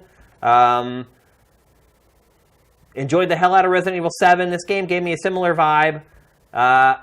Trailers look good. What'd you say? Trailers look good. Trailers looked amazing. A lot of the developer walkthroughs they put out scared the living crap out of me just watching them. And now I've played it. And I did not play it because I wasn't paying $30 for this thing. Yeah. It's not a bad game by any stretch of the imagination. In fact, parts of it are really good. The first couple hours of it are absolutely terrifying and horrifying. Just set it all up. You're seeing the beginning of the game right here. Basically what's happened is a pregnant woman has gone missing in the woods.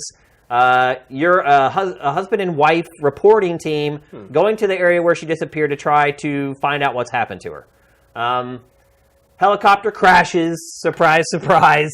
Helicopters do that. Yeah, especially in video games.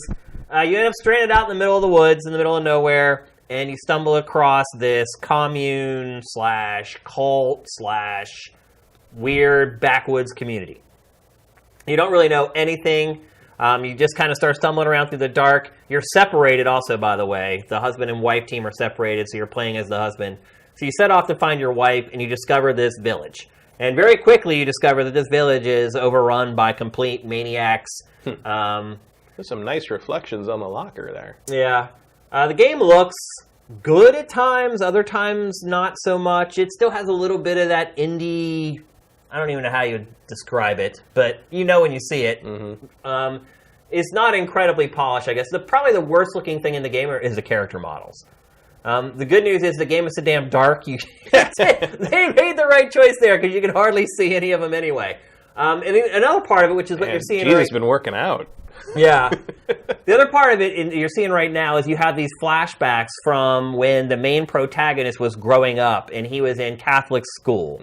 And a lot of bad things happened to him while he was going through Catholic school that I won't spoil. As it does. Right. And it sort of ties into the bigger plot. And that's all I'm going to say about the story. I won't ruin it for anything else or anyone else. But so the game itself is, when you first start playing it, like I said, it is absolutely terrifying. You have no attacks in this game. You have no way to fight back. You can't punch.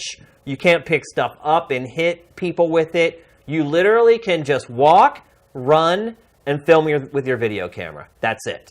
The whole game is gated by the batteries in your video camera. Because it is so dark. If you don't have your video camera on with the light on, a lot of times you can't see anything. Like literally it is just pitch black. So a big part of the game is one, you use your camera to actually record stuff.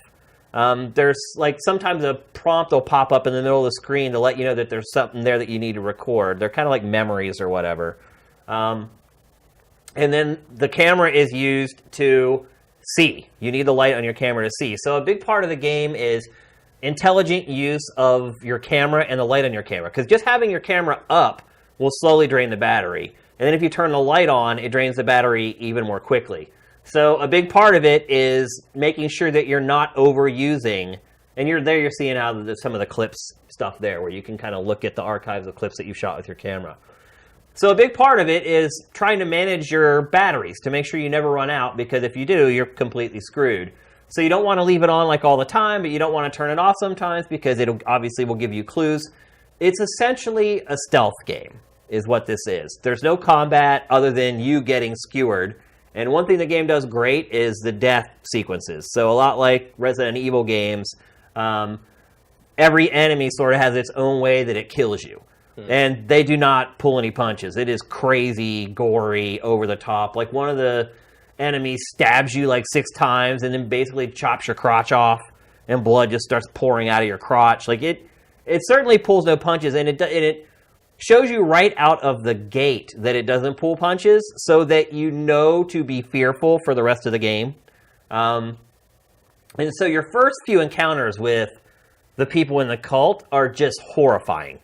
You feel helpless because you have no weapon. And it is kind of ridiculous because you go through these houses and churches where there's stuff laying everywhere that conceivably you should be able to pick up and bash someone in the head with, but no, you can't. You can only have your camera. So it's all about finding your way from point A to point B. And in between point A and point B is generally like a linear cattle chute that will occasionally crack open a little bit to maybe like a little hamlet of like houses and cottages.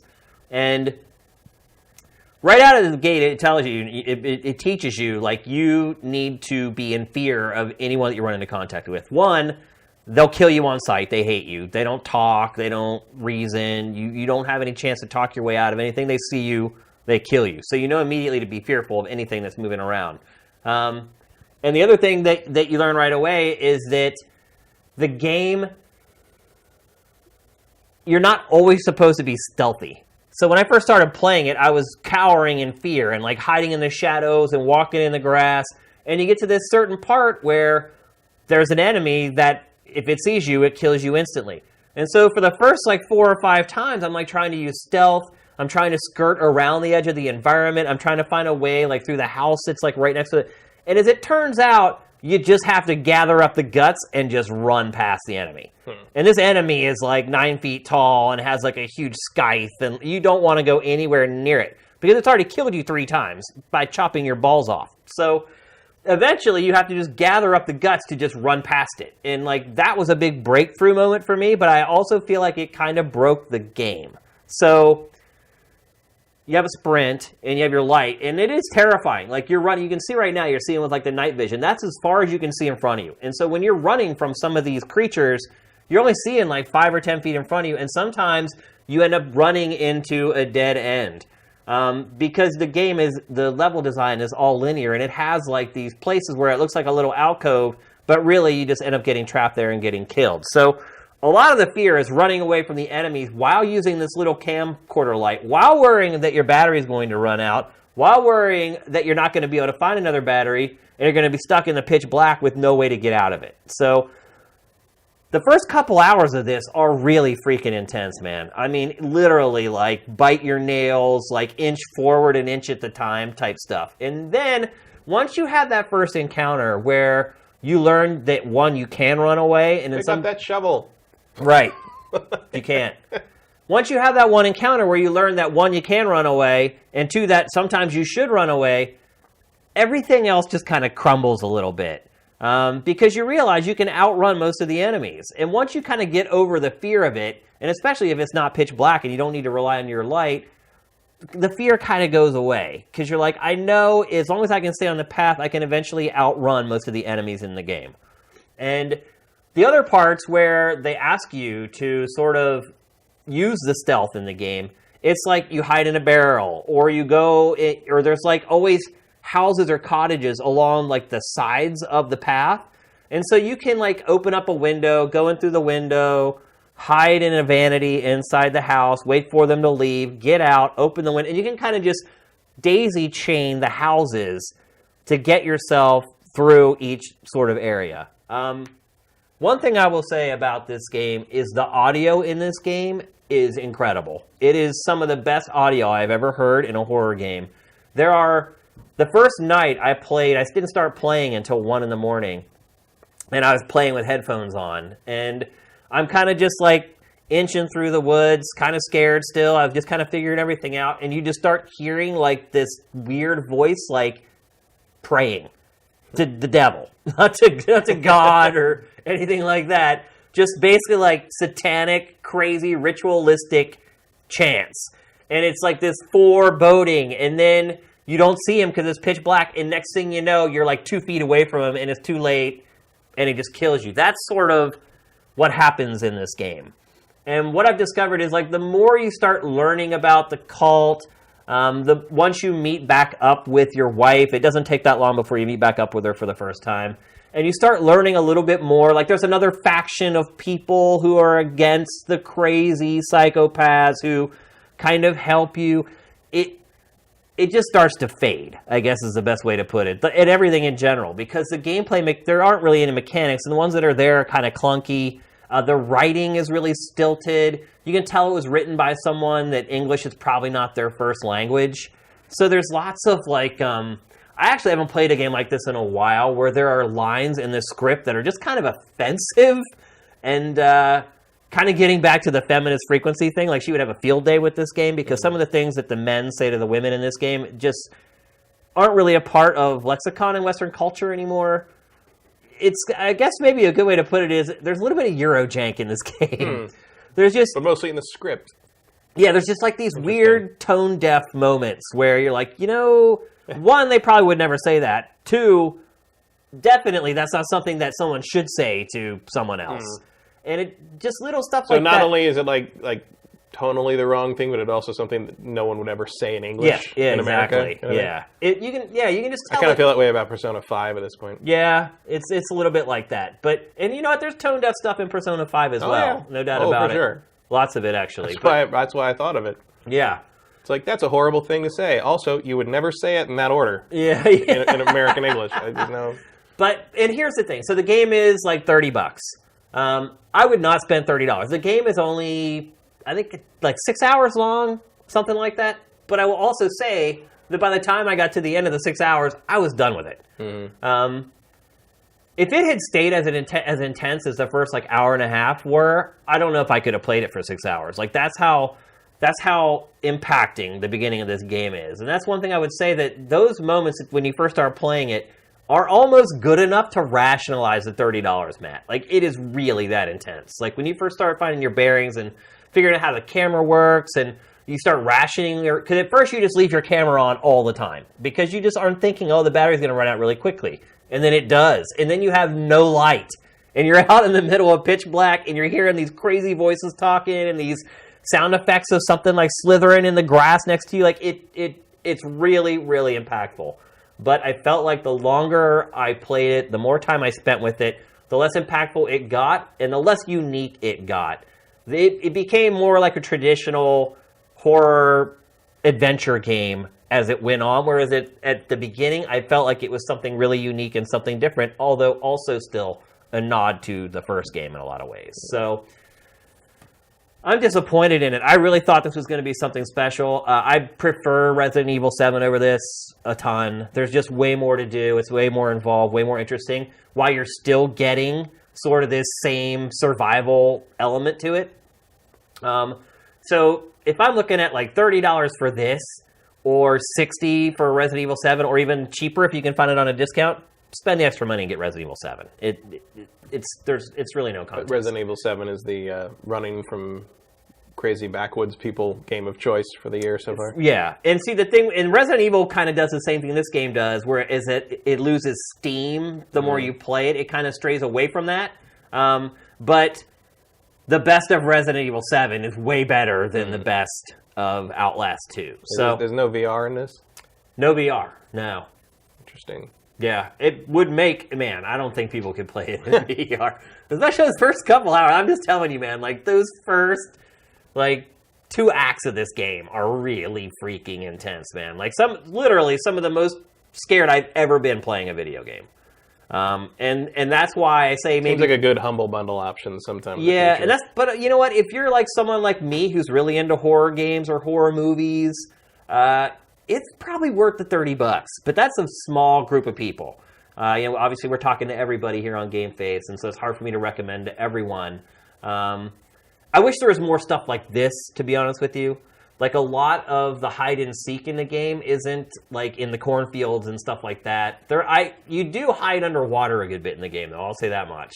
That isn't just a gimmick. There's several points in the game where you do sort of go underneath this nasty-ass water and have to, like, wait for them to leave the room or whatever. But I enjoyed it a lot at first, and then my entertainment kind of waned as the game went on. So I would say most people...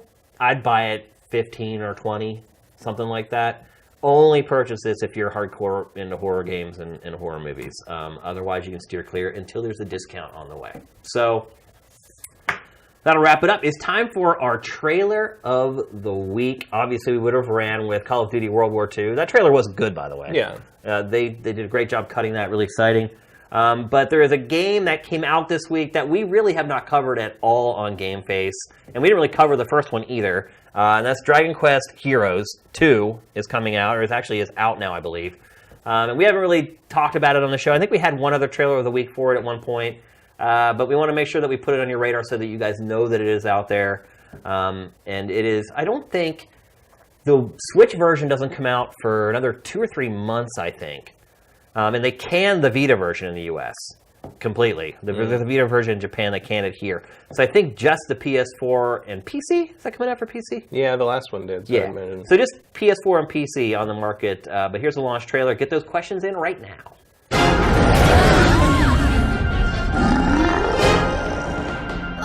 What do you say? Shall we make this fat lady sing?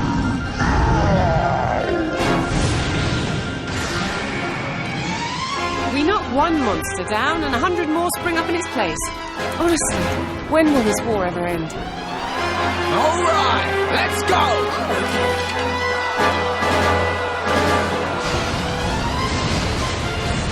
I can't just stand by and do nothing while Denizia and Harbour tear each other apart.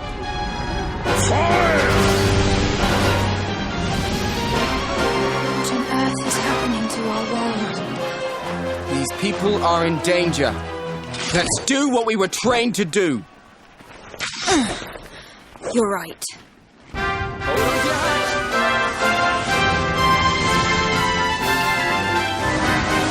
to your hats. Come get some!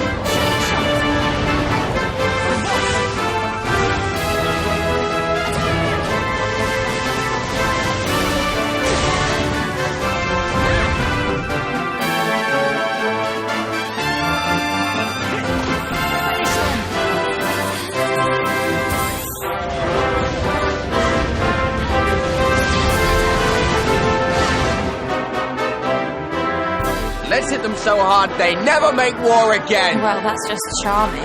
Do you ever think before you speak? Huh?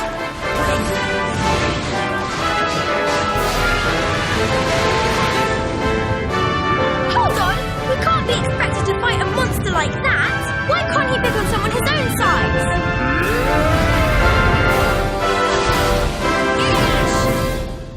All right, time to get out there and win this war! Huzzah!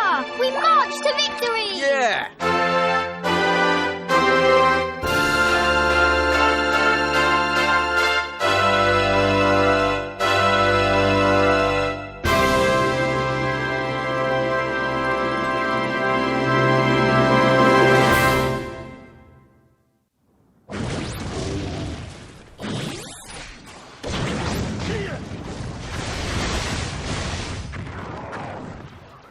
Matt, it looks like all the characters are made out of plastic in that game. Yeah, well.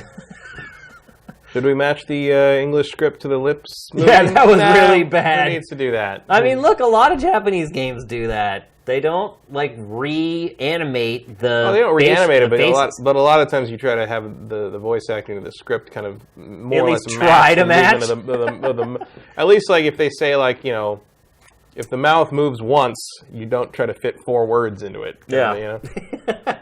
I am shocked at how many people are freaking out over the fact that I'm wearing a hat.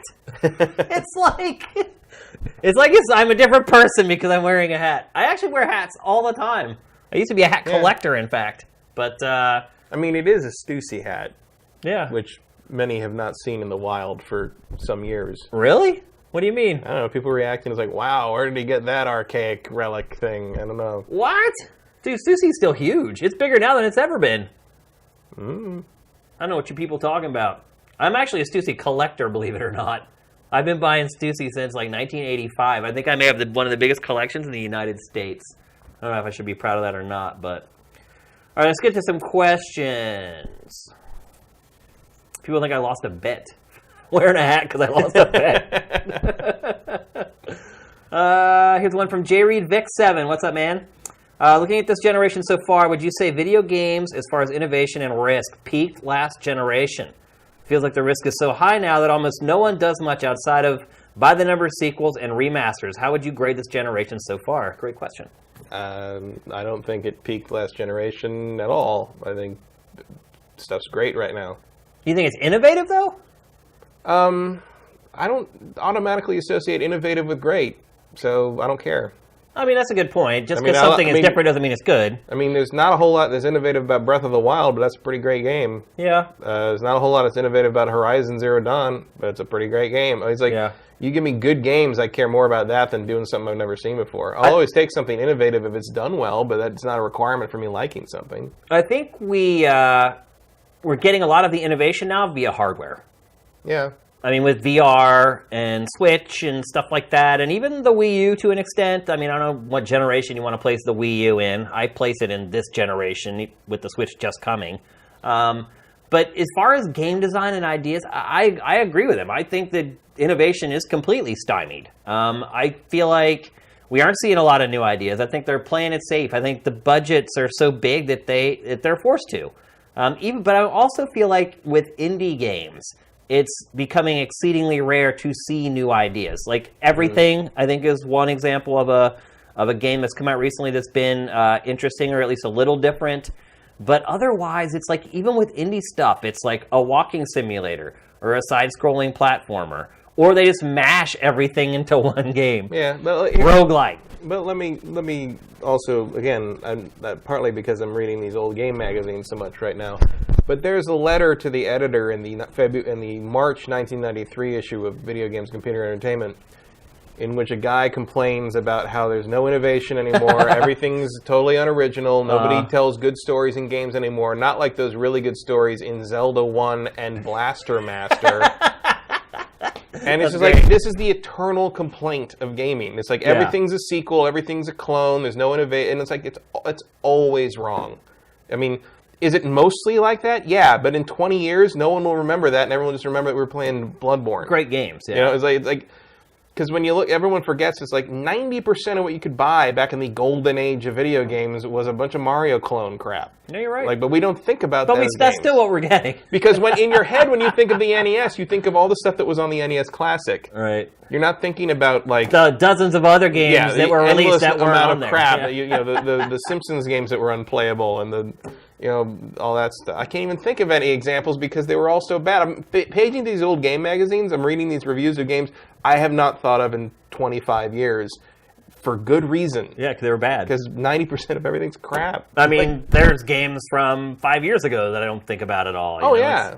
Or games you go back to and you're like, oh, I remember. Oh, no, I like this because I had nothing else to do at the time. Yeah, I mean, that's really what it is, though. I mean, a lot of times you're just finding something to fill in a gap between the next really great game. So. I had that with, I tried to replay Viking Battle of Asgard last year, which was a creative assembly. Like, they made an open-world Viking game out of nowhere. Like, the Total War guys made an open-world Viking game? You're like, it can't be terrible. And I played the whole thing. I did 1,000 out of 1,000, all the achievements, the whole deal.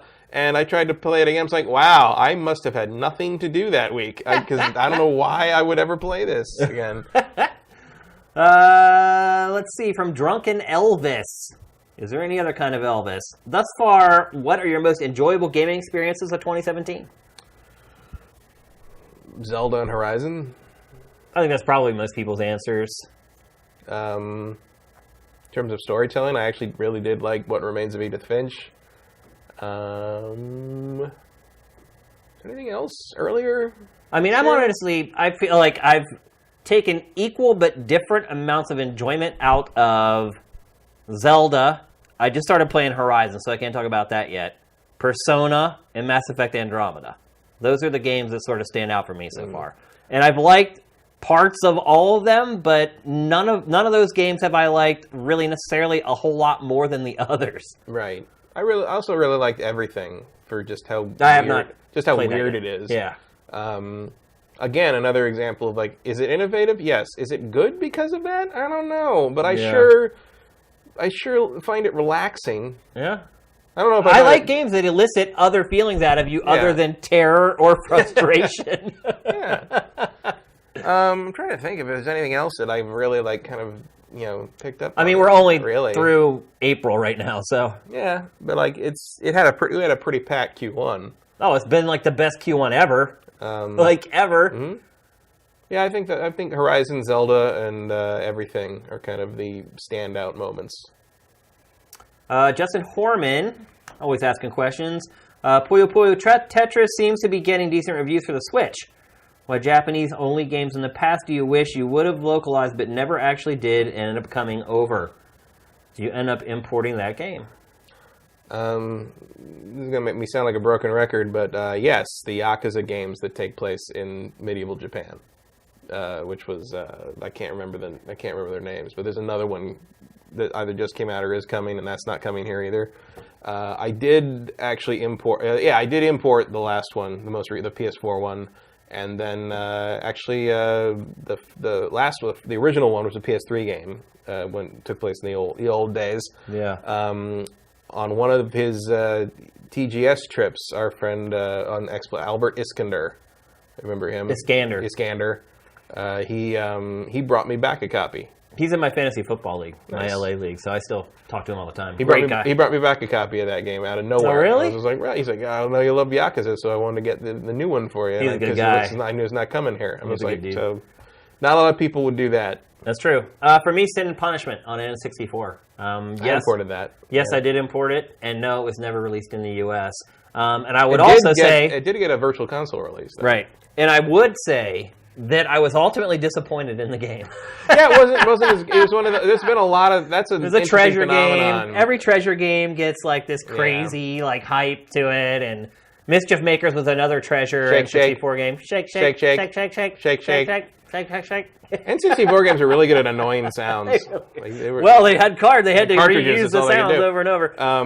That was also... Sin and Punishment, though, it was like this legendary game that everyone was like, oh, it's the best game. And I paid like $90 for it or whatever. Like $80 for that. I was like... It was like, what? It was over in like 4 hours. I know. I was disappointed in it. It was good for the time in terms of visuals for the N64, but it was just like, there wasn't a whole lot else like it, but it's not worth it. And then they made, Star Successor for Wii? I think that's right, yeah. But that actually was published here. But that's the tale of import gaming forever. It's like forever. It was like, oh, this game. It goes back to Die Hard Game Fan and how much it hyped the Genesis Batman game. Yeah, remember that one? Like people didn't know if I was gonna. And I was like, oh, it's the most amazing thing. It's the greatest Batman game ever. I mean, it may have been, but it wasn't saying much at that point. Until Arkham Asylum, that's not saying much. Yeah. And it was just like, screenshots. Everyone's like, oh my God, it looks like photoreal. It's incredible. And then it finally came out here and everyone's like, Yeah. I had a friend who actually did import the Mega Drive version from Japan. And I remember we were like, really? Like, that's it? He's like, I didn't tell my dad. His dad got it for him on a business trip. And he's like, I haven't told my dad. It's actually kind of dumb. My question is, why did Puyo Puyo Tetris prompt him to ask this question? Because Puyo Puyo Tetris has been out in Japan for like 3 years. Right. And it's just now coming here in any form. Oh, I didn't know that. I think that's right. Yeah. I thought it had been available for other platforms here. No, I think it's also coming out for the PlayStation, but I think it's all. I think this is the first time it's come out here. I might be wrong. I was not aware of that. Okay. I like Puyo Puyo enough that I feel like I would have it if it did exist. Yeah. But maybe I just wasn't paying attention. Next one from Wolfox10JC, if my eyes aren't deceiving me. What will sell more, Injustice 2 or Marvel vs. Capcom Infinite? My guess on that would be Injustice 2. Because Mortal Kombat routinely outsells Street Fighter. And I think Injustice sold pretty well as well. I think it's just going to get some good momentum and boom. I'm going to say Marvel vs. Capcom Infinite, only because I have all the stats. And I can see which games are doing well on Sifted. I would add as a caveat, the NetherRealm's games don't generally sell to our audience, to Sifted's No, you're right. audience. You're absolutely right. But it's tracking really low on Sifted as far as like other fighting games. I certainly don't particularly care about it, but I feel like NetherRealm has sort of a built-in sales. I mean, look, if the first one could sell and it looked like that, and now it actually looks pretty good. I just think Marvel, and just at a base level, I think Marvel is far more popular than DC. In film, it is, I think, but like, I don't know if that fully translates to video games.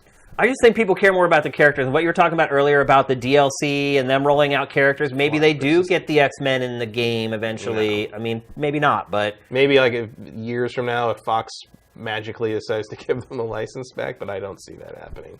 I would like to think that Marvel vs. Capcom would sell better, because I expect it to be a better game. Yeah. Certainly a better fighting game. But I don't know. The NetherRealm games sell real well.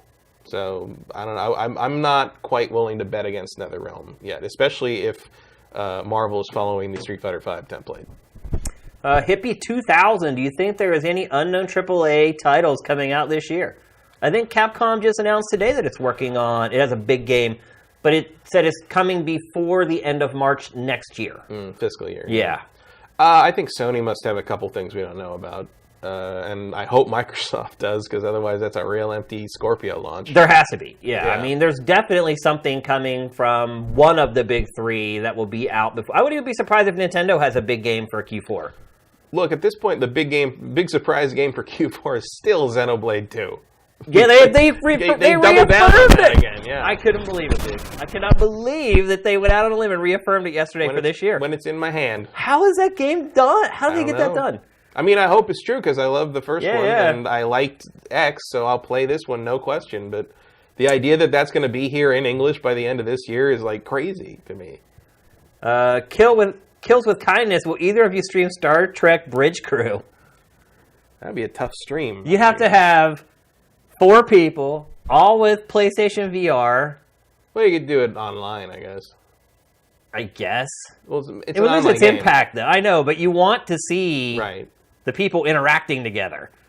So even if you did it online, you'd have to have 4 streams. We have to like use a TriCaster to bring in like 4 streams, and like, no, it's not happening. Maybe I'll do a stream by myself, but I doubt we would do like a team-oriented thing. I'm hungry. Are you?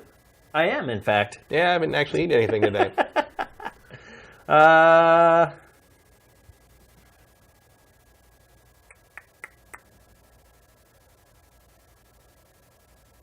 JM Rain 99, what do you think is the most underrated game of the year so far?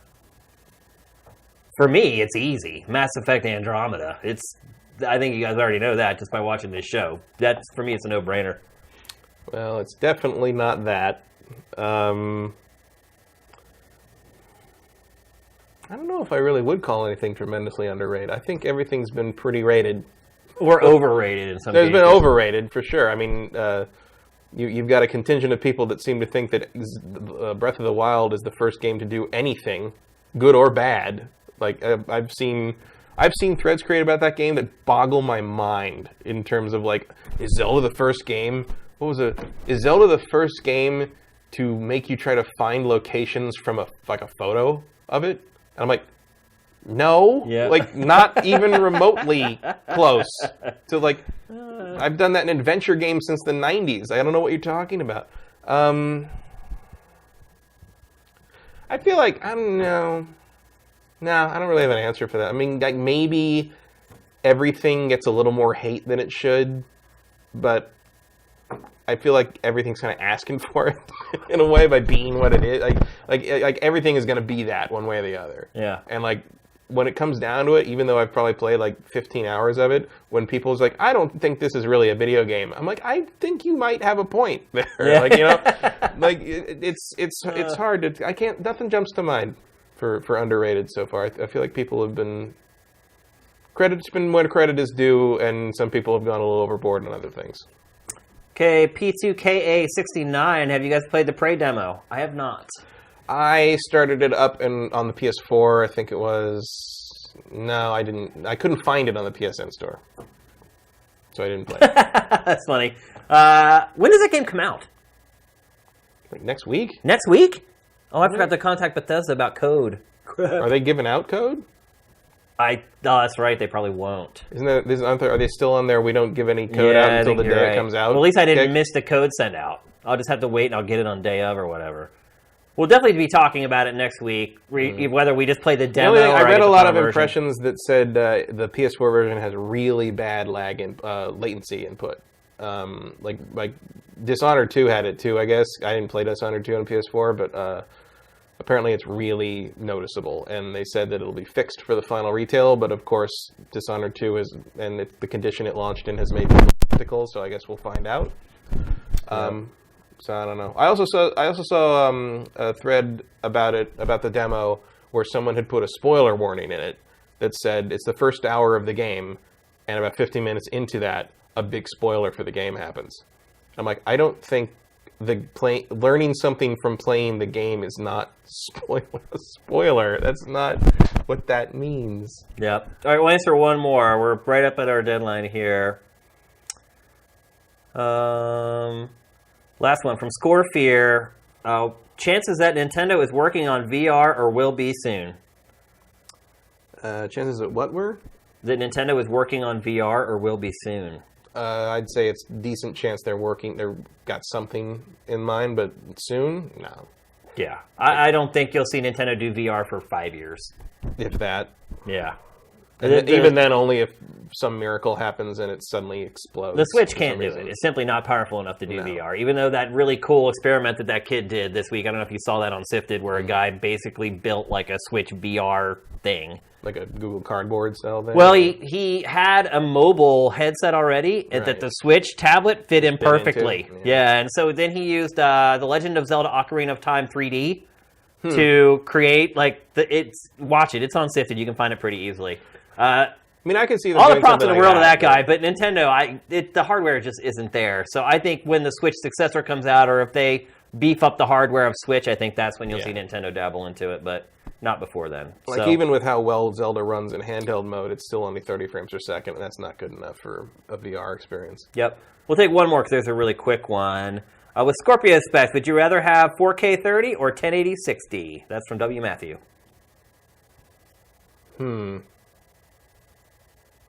I don't know. That's kind of a per-game basis for me. I go 1080 60. Frame rate is for the games that I play a lot of action games, so frame rate really matters to me. And as I always say, I'm a gameplay first guy. Also, I don't have a 4K TV, so I guess 1080 60. Yeah, I don't either. So I don't really have a choice. It's 1080 60 for me. So, all right, that's it for the questions. Before we go, we have one more order of business to attend to. We have a brand new member of Sifted Elite this week. Bring him up. He is the Sound Wizard. Thank you very much for your donation. It's been a while since we've had a new member of Elite. Yeah. People have been donating, but they're already Elite members. So this Sound Wizard actually donated that money because he found out I was working on Saturday. And I remember. I saw that. I work every Saturday. So just keep those donations coming, bro. No, I'm kidding. But I work every Saturday and probably 50% of Sundays. So, but thank you very much, Sound Wizard. He is also the guy who made the sound effect for our achievements on Sifted. So thank you very much, man, for your support of the site. Yep, and for your donation. That's it for GameFace 85. Hope you guys have a great weekend. We'll be back next week. More hot games are coming, although things are cooling off a little bit, seems like. But we got to talk about Prey next week and a couple other big ones. So everybody have an awesome weekend. What'd you say? Is it next week or is it? I don't know. You told me that, and now I'm just sticking to it. I think it might be too late for it. I think it's May 4th or 5th or something. It could be. I think it's another Friday release. Yep. All right. Well, everyone have a great weekend, great Friday night, Saturday morning, wherever the hell you are, what you're doing. GameFace is up and out.